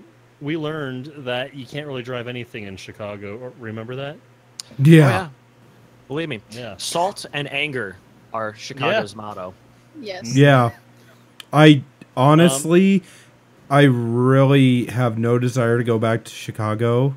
See, I Well, don't know what what if they you're have talking a about. That shit was City? like vitamins. It was great. It was invigorating. Yeah. Yeah, I was gonna say if I go back to Chicago, it won't be in a car. I'll take whatever transit I can do there. I'll take helicopters. There we Oh. go. I'll either take that or I'll just take the Skyrays Express. Actually, perfect. That's what we're gonna do. That's more. The vehicle for Winnie City, 2018. Yeah, actually, they have announced that there's going to be one. 2018 is going to be the Airbus H160 helicopter with its top speed of 202 miles an hour. Airbus made a helicopter? Airbus bought a Eurocopter, who used to be Aerospace EL. Oh, okay. So Oh, Winchester, what's your all right, I opinion guess. on a mid '90s Saturn hatchback? The problem is it's a Saturn. I was gonna say Yeah. if it's in good condition, I mean, Actually, sure. Actually, that's the good news about it. It's a Saturn from the 90s. It's all Yeah. plastic, so the salt won't eat away at it. Yeah, that's true. No, I was gonna say this. The mid '90s Saturns is there's no parts for them. Yeah, the mid '90s Saturn that we had in automotive class was a pretty decent car. It always ran. Yeah. And if you know anything about North Platte High School automotive, the instructor was crazy. Yeah, yes, I know all about this world famous class that you're talking about. Well, might as well be. Mr. Kalblinger's automotive with him and his Bible duct taped to his chest for emergency exorcisms. God, that sounds like a radio show almost. Okay, the replacement for Wait. Cardstock is this guy. for emergency exorcisms. Yes, he Yeah, was my like, my automotive teacher would call all the students hemorrhoids. Like, so You so, know- so above the board, he had a box of hemorrhoid pads. Oh God. But the problem I see is that emergency extras. So when I was in high school, back in the 1200s, when I was in high school there. I thought you We went to had high this thing school with called- Jesus. No, that was before my time. About 1118 years before my time. But the thing there is that we had this thing that they called Everybody Exercise Together Outside Day, which sounds as contrived as it actually was. But the thing was is that the whole time we were going up there, it's just exercise outside. Yeah, but I forgot my Bible and holy water. I'm gonna have to make a cross with 2 sticks and some straps made of grass. We I'm can gonna have to bless rate the that water one a 9 out of outside, I 10. suppose. Oh my god. Hey, Now by the way, are we that's still not the live? right thing to do. Yes, we we are. Okay. Hold Where on, am I check the going with pulse. this story? Well, I've got a pulse, so I'm live. The Wait, do you the still stream have is one of still those? live, yes. Okay. And I haven't dropped any frames, so they have seen all of it or heard all of it. Oh boy. So we're not allowed to say things like "Hello, you listening fuckers," and just keep going from there. Or what? Damn it! There goes our PG-13 rating again. Well, no, there. no, We we already only got had rid of that. No, we only had one on the show. That was our one. Alrighty. And, I was gonna say. Fuck it. We had a good run. God damn it! It's been a pleasure talking with all of you. No. You see, he was talking about the city. We've had just about as good of a run as the kayak has had. Yeah. You see, he was talking about the city, which I must point out is pronounced Phuket. So Hey, what do you get when you Okay. combine a pheasant and a duck? a dozen. A dozen. Why do you ask? The lowest PG-13 rating, let's do that. What happens when the front half of it is a pheasant? It's still called a dozen because of depending on how you're facing it. Oh, way to be a killjoy, Larsis. Well, what's great is when you go and have a teacher that like refuses to swear, and so you just say, "What do you get when you cross a pheasant and a duck?" and they don't catch on to it, and they're just like, "A fuck." Yeah, I was gonna say you end up with Ardale from about 6 years ago. Oh god, I didn't know Ardale 6 years ago, but now I kind of wish I had. Well, technically I didn't either, but I blame I don't know, someone for that. Here, let me roll a dice. I actually have a dice to roll this time. Yay! I blame Dice. I blame Corsair. Alrighty. Oh. Damn them. I'm half expecting Larsis to now go on a rant about pro gaming items. I already did that on Twitter. Okay. Pro gaming things are their own mockery. They don't need any help to do that. Way Yeah, to go, but we got started that's again. more. I was gonna say the thing there is that I still maintain that what I don't want the pro gaming chair because it's made it looks like a Recaro seat which are designed for people who are 5'10". I'm taller than that. So as a result, they're uncomfortable. I don't want a Recaro themed chair. What I want is the casual gaming chair, which has the driver's seat out of like a '93 Buick Park Avenue Ultra or something. Yes. Do you know how difficult it was for me to find a mechanical keyboard for work that's not looking like it came out of some like StarCraft freaking episode? Yeah, exactly. Actually, I need the one K cord. actually the K series from Corsair actually is fairly understated. Actually, have you ever seen the one I have here? It's the CM Storm Quickfire Rapid. It's just silver and black. It looks like it's straight out of the '80s. Perfect. Yeah. I like 80s. Yeah, that's It's why I now- ended up settling on the K series for work and home and everywhere else. Because the K series is just awesome. Also Although because I'll- it's the same keyboard I use at home and I didn't want to change. Yeah. I will admit this too. I got a Razer keyboard at work, which already sounds bad, right? Except I changed all the LEDs to be a white theme, so it looks really plain actually. Yeah, I changed all the ones in my dispatch center to hot pink. and the thing there is that it's got the most stable spacebar I've ever used. It's got no wobble at all. That is actually pretty impressive. Yeah. It's things you don't think about on a day-to-day basis. Yeah, it's one of those things where I got home and used mine. It's just something about this doesn't feel as crisp, and it took me a month to realize that it was just the spacebar that was throwing me off.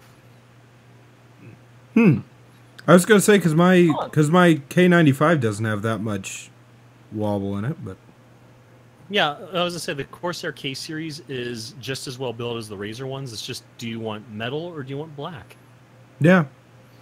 And honestly, I like the fact that I could use my keyboard as a drive-on ramp for my pickup if I wanted to. Yeah, exactly. Meanwhile, I liked a bigger, blacker board. Oh, Well, we all know what you're into now. I need to clean out my keyboard. I just pulled some roast beef out of it. No one's ever said that on air before. I need to clean my keyboard. I just pulled some roast beef. What the hell do you do to your keyboard? He likes to stick his meat in his keyboard. I don't understand what's so complicated about that. Okay, time for It's Twitter not- to it's- explode. It's not that he. It's not that he does that. It's, I know it goes in a keyboard, and I didn't think that was a good marinade. I mean, I suppose it makes it tangier than usual, but still. See, the trick with getting your meat in there is you got to get the thing moist before you get it in there, because otherwise it's just not gonna be a good experience all around. I see. So what you're saying Doesn't is really matter if words it's not the Adam's bigger, having, blacker when one. all else fails, lubricate. Got it. Absolutely. Yes. Moving on. I should just have a stream. What can Winchester pull out of his keyboard today? And this has been Lars's Tech Tips. Nope, because you can't use the analogy for it because it's still LTT. I think the term you're looking for there is acronym. Yeah, acronym. There you go. Words shortened into letters by the first letter of what they are. There you go. TLAs. Yeah. Well, let's see. If I do it up there, there's also Libya Telecom and Technology. If I go to Wikipedia, it'll tell me all the things. Wow, there's actually not a lot of them. Linux Trace Toolkit, which is open source. Lithuanian Telenas. Lokmanya Tilak Terminus, which is a railway terminus in Mumbai, India. And the Luton 2/10 catalog, which is a catalog for proper motions of stars. You know what's great? Playing Scrabble and allowing acronyms to be used. No. You know what's No. better? Playing Scrabble and using Aztec gods to be used. Oh god. Quetzalcoatl. There aren't It's even. per- Can you play Quetzalcoatl on one turn? Yes, you can. Well, If all the other letters are lined up for you. Oh god. buddy, all I knew was Tenochtitlan. Okay, so don't even. Tenectalon. Yeah. Tenochtitlan. Oh, there's so many more. Yeah, I figured as much. Oh, So many lovely ones. the USS Enterprise has joined. Oh boy. What? Oh, speaking of the USS Enterprise, I started watching a show again that has nothing at all to do with Star Trek, except they refer to it pretty often. Oh really? Yeah, Stargate SG-1. So it was half price on iTunes over the weekend there, so I ended up going in there and just because I had like 2 or 3 episodes per season, so I ended up completing all my seasons for like $3 each for 10 seasons. $30 for 10 seasons, pretty damn good, no matter how you cut it. And I've just been, binging it. Do I have Stargate SG-1? Let's find out. I know I don't. I'm not even sure if I ever finished watching all of Grand Tour. My goldfish is going to eat your goldfish. Oh yeah, we were having a discussion. Well, we were up here in Nebraska with Steele, and he's just like, okay, Forest Rain is the dog, Steele is the cat, and he's just like, who's the fish? And I'm just like, obviously Larsus is goldfish. Yeah. My goldfish was there in spirit, and by spirit I mean spirits, and by spirits I mean this bottle of Booker's I just opened because we're not trying to voice act anything now. Yeah. Oh, please, that makes it better. It allows you to Exactly. get into the character, get in their mind. What are they thinking? What are they doing? I think you two should shut your face. I believe your character may be drunk. Yes, I'm playing Berry Punch now. An old drunkard in a bar. I bet Orange votes for that role anytime it ever comes up. Playing an old drunk in a bar. Yeah. But yeah, now we need to figure out what kind of animal everyone is. I'm a dragon. Yeah, you have the scale, but you also have hooves. I guess I'm a Kirin then. Is that what a dragon combined with a horse is? I guess. No, there we go. I am a Dutch angel dragon. Ah. You would have some very oddly specific dragon name. No. There's a reason for this. You see, Blue Nose has a Dutch angel dragon fursuit, and I went to Anthracon. Oh, Denki? And so he got hit. Yeah, I got to Denki. Oh, yes. I need to see you in Denki sometime. Well, we got a solution for that. Cider Where the hell is Fest? this chat? No, not Cider. Maybe Cider Fest. I don't know why I went in that voice for a second there, boy. But where's the thing? Or Bjornicon. There's Applejack. Oh, there we go. Here you go. You get to see me in Denki. When it uploads, eventually, any day now. There we go. Come on, I believe in you. There we go. Oh, I've never seen Denki so tall. I've seen that picture before. What do you mean so tall? Blue and I are pretty much the same height. I thought that you were taller than Blue. Y'all are just short. Well, I'm 6 well, foot adorable. 3. Oh, I bet it's because you're skinnier. we didn't say that on air, by the way. Rude. Well, I was just saying once. No, whatever. Your cookie privileges are now revoked for a month. And I get those cookies. No, you don't. No, unfortunately, you don't. Those cookies get redistributed into the market for reinvestment and Ca- more opportunities. Do I at least Got get it. I'm gonna invest in these cookies. Can I please offer that the cookies that I no longer get be given to Blue? Yeah, sure. Does he have control over So you're them still after offering the? mine then. He can file the request. Doesn't mean it's going to be accepted. It means he can request. Oh, Yeah, okay. like, I find it strange that you would deny him cookie privileges, yet acquiesce to any other requests of where those cookies go. Yeah, He's like, not like a I said, monster. he can submit the request, and like you said, I'm not a monster. Most of the time. There Yeah, was we that can one take most time of that the we got. time. There was that one time we got swatted at a convention. Apparently, I looked very angry. Oh yeah. When was this? Where was I? Was I not there? You were You there. were right there when I said you were right there because you helped me check the back hallways so I wouldn't yell at people for no reason. Oh, right. That was a lot of fun. I'm Yeah. sorry. See, you looking angry, I was probably having such a great time I didn't notice. To be fair, I kind of was afterwards because, okay, so because we're the only ones who listen to our own stream here. One of the things that ended up happening was that later that night, after I'd calmed down about being angry about having to shut down the concert in the middle of it, which turned out not to be all that bad because I was able to get really drunk. But the thing was that those of us who had either had training on it or had done these before or had lived through one of these before were just like, yeah, all the other people are just they're freaking out about who did it. Can we figure out who did it based on clues? And we're just like, I don't care. The number of shits given in this room have reached an all-time low. And then it just all Negative turned to counts. Geek Brony, just like That was we feel assuming so there bad. were any in the room to begin with. Hold on. Let me just do some math on this. So we start with the nothing.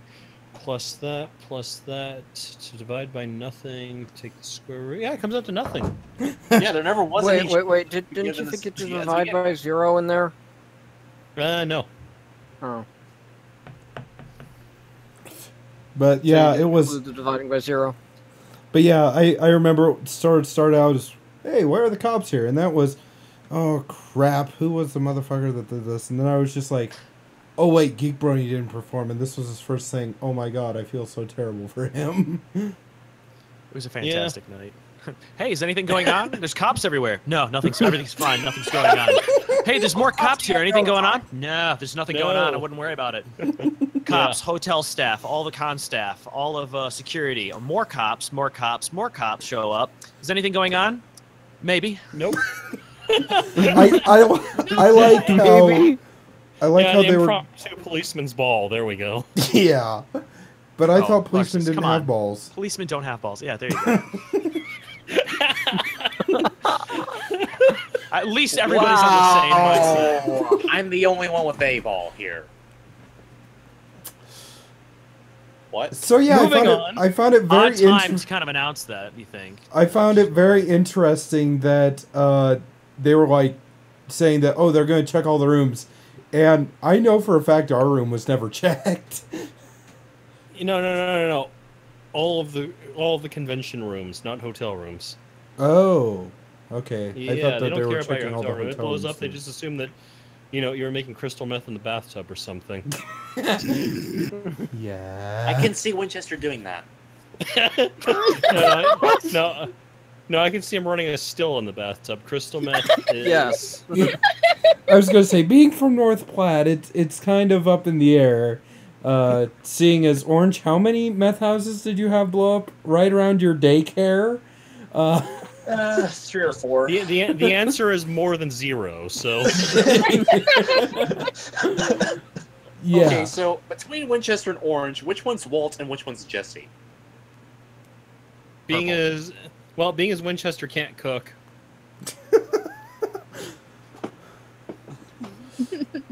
Right. Well, see, yeah. I'm actually not sure because I do more cooking, but Orange just doesn't cook. But when he normally does, it's all right, unless he's cooking hamburgers. I'm getting there. Yeah, you're And then they turn getting into there. hockey pucks. No, I'm kidding. No, he doesn't cook them long enough. Is the issue? Ah, I see. This beef is so rare it's eating the salad. Got it. Yes. The beef is so rare it's gnawing on the bun. But oh god, and then I'll go and cook up a steak at the same time. It'll just be like, oh, this is fine. He throws his burgers away and then eats the steak that I cooked. Pretty much. Well, that's literally what, like, he bought a new grill and he's just like, hey, want to help me try it out? And I was just like, sure, I'm gonna buy steaks. He's just like, well, I already got hamburger. And I'm just like, I'm gonna buy steaks. So I go and grill up steaks while he's. So you're grilling the steaks and what? So I grill the steaks. He grills his hamburgers, and then he takes a bite of his hamburger, just like, these are terrible. I'm just like, oh. And then he goes, and I'm just like, well, here. And since I could only buy the steaks in packages of 2, I just gave him the other one that I cooked up. He's just like, Yeah, this reminds me of the old drinks recipe from the Rat Pack. You had Dean Martin went through his whole recipe on making his cocktail. And then you have Frank Sinatra. His recipe is, hey, Dean, go make me a frickin' drink. speaking of which, Orange, go make me a drink since you're a bartender. Virgin bartender. Well, guess what? I'm under 21, so there you go. You have to buy the supplies because bar's closed. Hey, Orange, what kind of virgin drink can you make with Booker's bourbon, grenadine, aromatic bitters, and ice? None. And some cherry to muddle. None. Hey, that's where. What kind of virgin beverage can you make with all that? With what? Booker's bourbon, aromatic bitters, grenadine, and ice. You're trying to make what? A virgin drink. So- A what? What the hell is that? What kind of drink is that? That doesn't make any sense. How can a drink be virgin? Yeah, exactly. You can't have a drink and have it be virgin. That's impossible. Exactly. Yeah, I was gonna say, once you're at that magical stage of friendship, you just can't. Oh, virgin. You mean without anything that's not alcohol? Okay. So Without just anything take that's the grenadine not. and the ice out. That's it. Done. There you go. You know, I just realized that's the thing. We'll go with Russian rolls before, what was it, 2015 or so, where they didn't consider any drink below a certain amount of alcohol to be alcoholic. Yeah. Wasn't it just considered soda? Yeah. Isn't that the country that also boxes vodka in like juice boxes with little straws? Exactly. Well, I was gonna say that's the thing is that in America, you've only got a few kinds of vodka. You've basically got 60 proof, and you've got 80 proof, right? Well, in Russia, they started at 80 proof and they call it export to America vodka. And then they've got drinking vodka, and then they've got paint thinner vodka, and then they've got grief vodka. Grief vodka, yes. And that's what we consider here as photographic lens cleaner. No. Over here we call it E87. Oh, I thought we called it photographic lens cleaner. Yeah, there we go. Up until 2011, any drink that contained less than 10% alcohol was considered a food stuff. Okay, so all the Budweiser you want. Let's see. So my New Belgium Abbey Belgian-style double ale here was considered a food stuff. Yes. So I was just poking through a couple of things, and apparently there's an Indiegogo for Fallout Equestria audiobook. Yep. There's the official thing. The official audiobook. Yeah, I saw that too. Yep. But How much have I not been paying attention to the internet that you guys know about this already? I think I saw it on Twitter at It was some on point. AQD. Yeah, that Okay. might have been too. But yeah. Where someone just posted it to the MLP mobile game Reddit board, even though it has nothing to do with the game. Huh?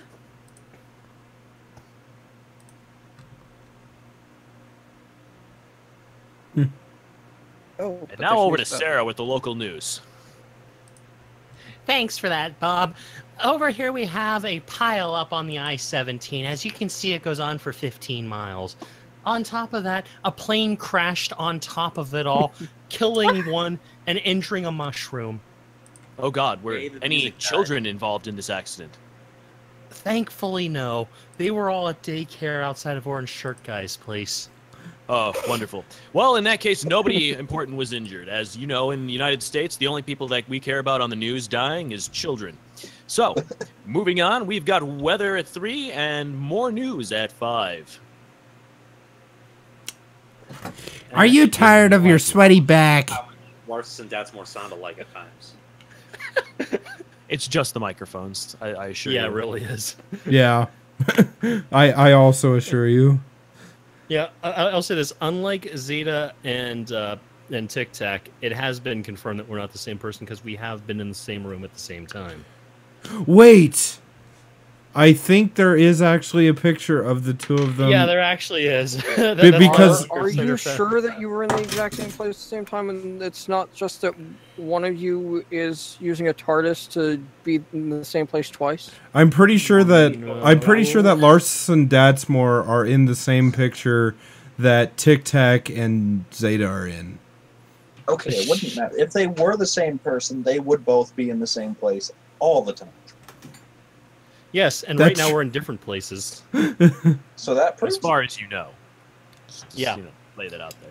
Well, one person's in either Texas, Hawaii, or Arizona, and the other's in Minnesota somewhere. Minnesota. Yeah. Yes, Minnesota. what they That's tell where you. I am. Yes, Or Michigan, or one of those he's- M he's- states. at some presently, point. and he's definitely in Minnesota. I'm definitely not giving him bedroom eyes right now. Hungry eyes. Hey, that's more. Hey. You want? Actually, this is gonna break short rating, but worse than anything. Never mind. How you doing?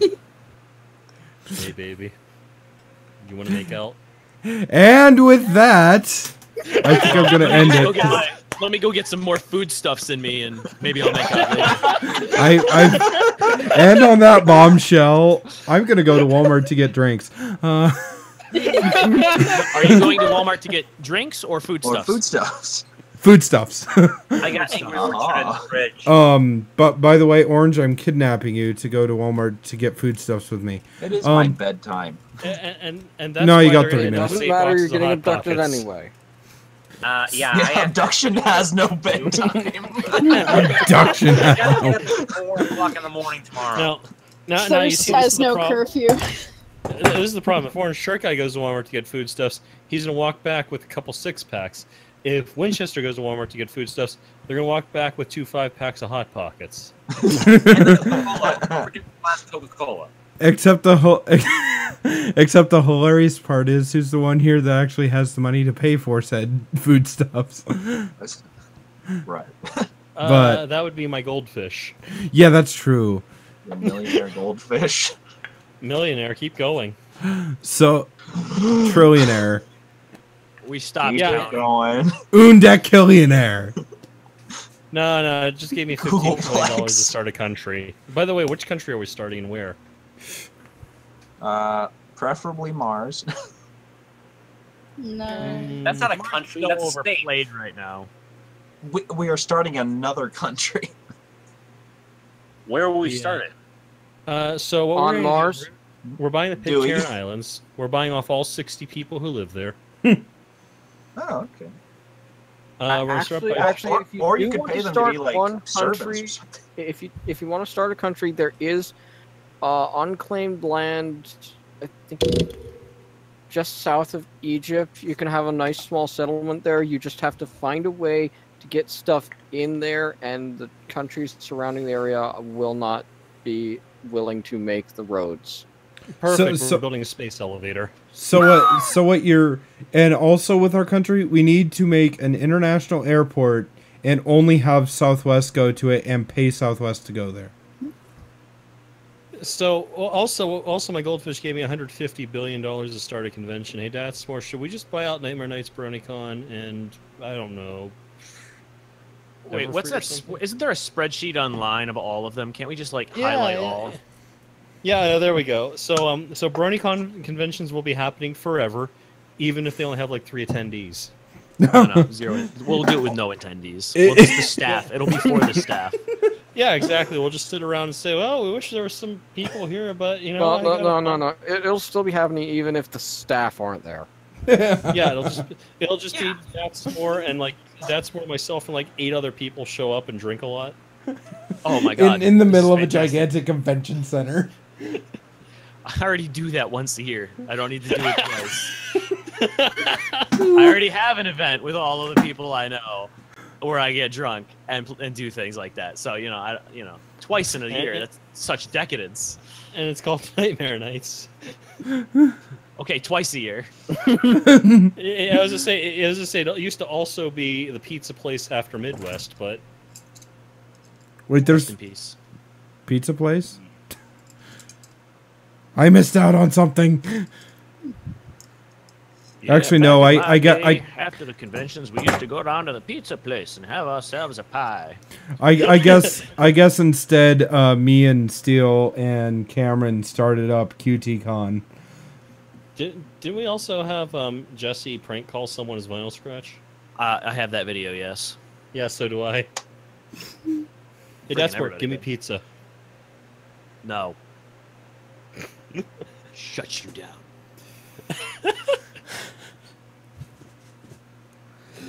Anyways, Can we buy out the anyways, convention in Thailand? There we go. We gotta Yes. go to Thailand. Should we start Yeah. moving on to shout outs?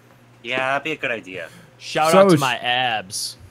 so Dadsmore shouts out to his abs, which probably are non-existent, and next on to Marzi. They're called flaps.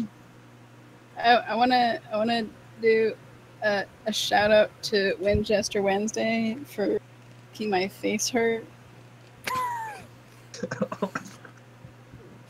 Because I laughed so much. I'm going to assume that's a good thing. I don't know if it's a good thing. It might be a terrible Are thing. you laughing with us or at us? Yes. With. Okay, so it's a good thing. Alrighty, and next on to Double R. Shout out to the vegetarian diet that my parents are starting in this house, and that I am forced to partake in. I am so sorry My for you. condolences. If you need some meat, just get Winchester to drive you a place.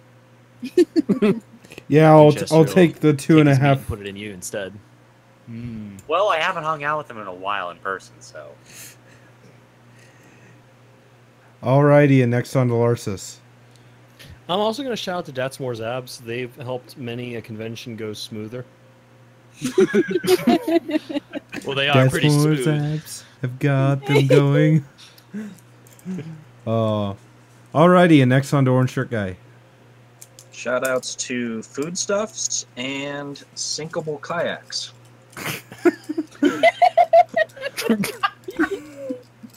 And kayaking in a cattle tank. Alrighty, and next on to Crazy Matt's Captain. Well, first, Datsmore, did you have any actual shout-outs? Shout outs to Sennheiser for this microphone that I have because it's amazing and I love it. Is it the E935? No, the 935. I don't have the vocal range necessary to really use a 935. I have the 835. Oh. Fun. Okay, so back to me. Shoutouts to Fires and Explosions, you know, the usual, and LOE on the 19th. So much fun will be had. You will not find me for the next week because I will be stuck in the game. Oh, me too. I will just take the portal to Equestrian. Wait, what's wrong with that? Nothing. Not a damn thing. Alrighty. It's just that you'll never find me after that. Except in Equestria. And yes, and my shoutouts to everybody that showed up. Thank you to the voice acting crew that I managed to put together today after work. You guys were awesome. It sounded really good. So yes, thank you. Oh, and shoutouts to playing a deaf character in Project Zomboid, such that I just annoy Commander whenever I do any action. Because I don't hear how loud the deaf character is. alrighty. So yes, thanks for everybody that showed up. Make sure to check the other stuff that goes on. So yes, like the Brony Show, which is on Monday evenings. And before that is the Flagstop pre-show. And after that is some sort of an after party. So make sure to tune in for all that. Winchester Wednesdays is obviously on Wednesday. Yeah, and Circuit does a Let's Play on Sundays. And yeah, new episode streams whenever they start back up again will be on Saturdays. And yeah, I know there's a few other things that I've overlooked, but if they're worth mentioning, CMC will say them now. Huh? What? I don't know. I know ponies start up in August 5th, 5th. next Saturday. Alrighty. So, God, it's really that close. Don't remind me. I'm gonna be a year older. So without further ado, we'll move on to our closing song. And this one here, I'm going to make a special mention, and she's going to hate me for it. But this is Forever Free Brony's cover of Good Girl, featuring all the mares. And the first one is Sora. So yes, please enjoy. Oh, I forgot. he's Everybody going. say goodbye. No, Bye. you can't tell me what to do. Goodbye. Boop.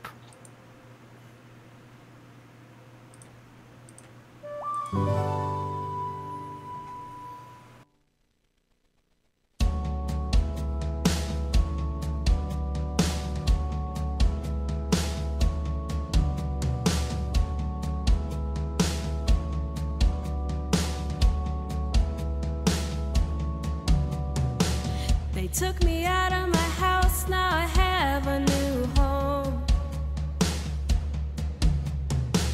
I got the pills like a good girl and I get a newborn.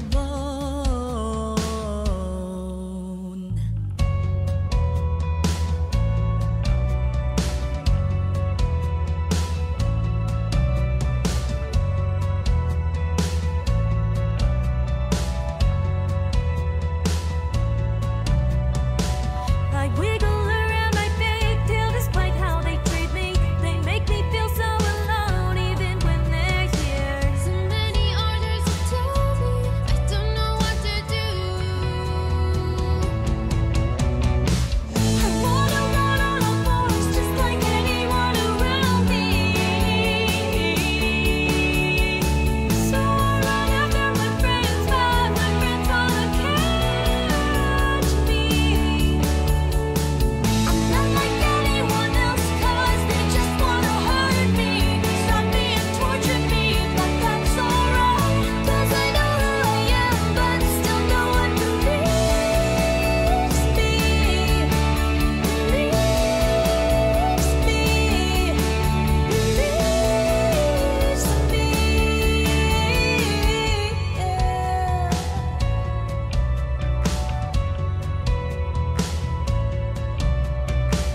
Now I see everyone else from a small window.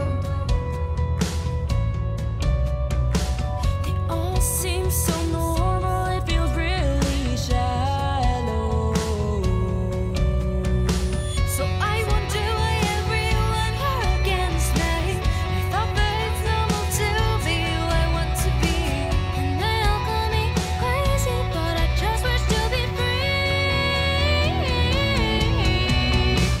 I wanna run on all fours just like anyone around me. So I run after my friends, but my friends wanna catch me. I'm not like anyone else, 'cause they just wanna hurt me, stop me and torture me, but that's alright, 'cause I know who I am, but still no one believes me.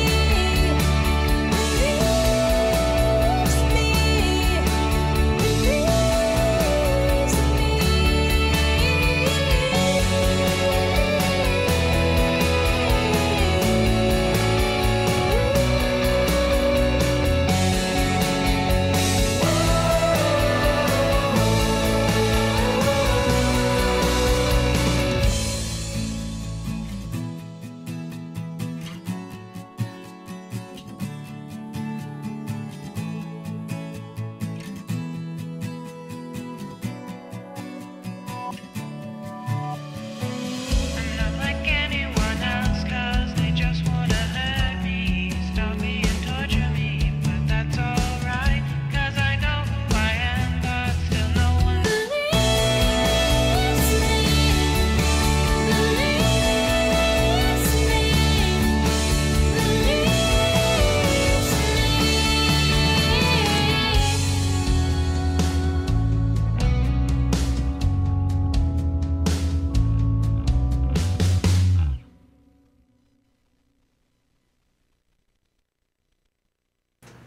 I just want to say thanks to all of you for showing up. This is Winchester 572 going 10-7. I'm out. Bye-bye.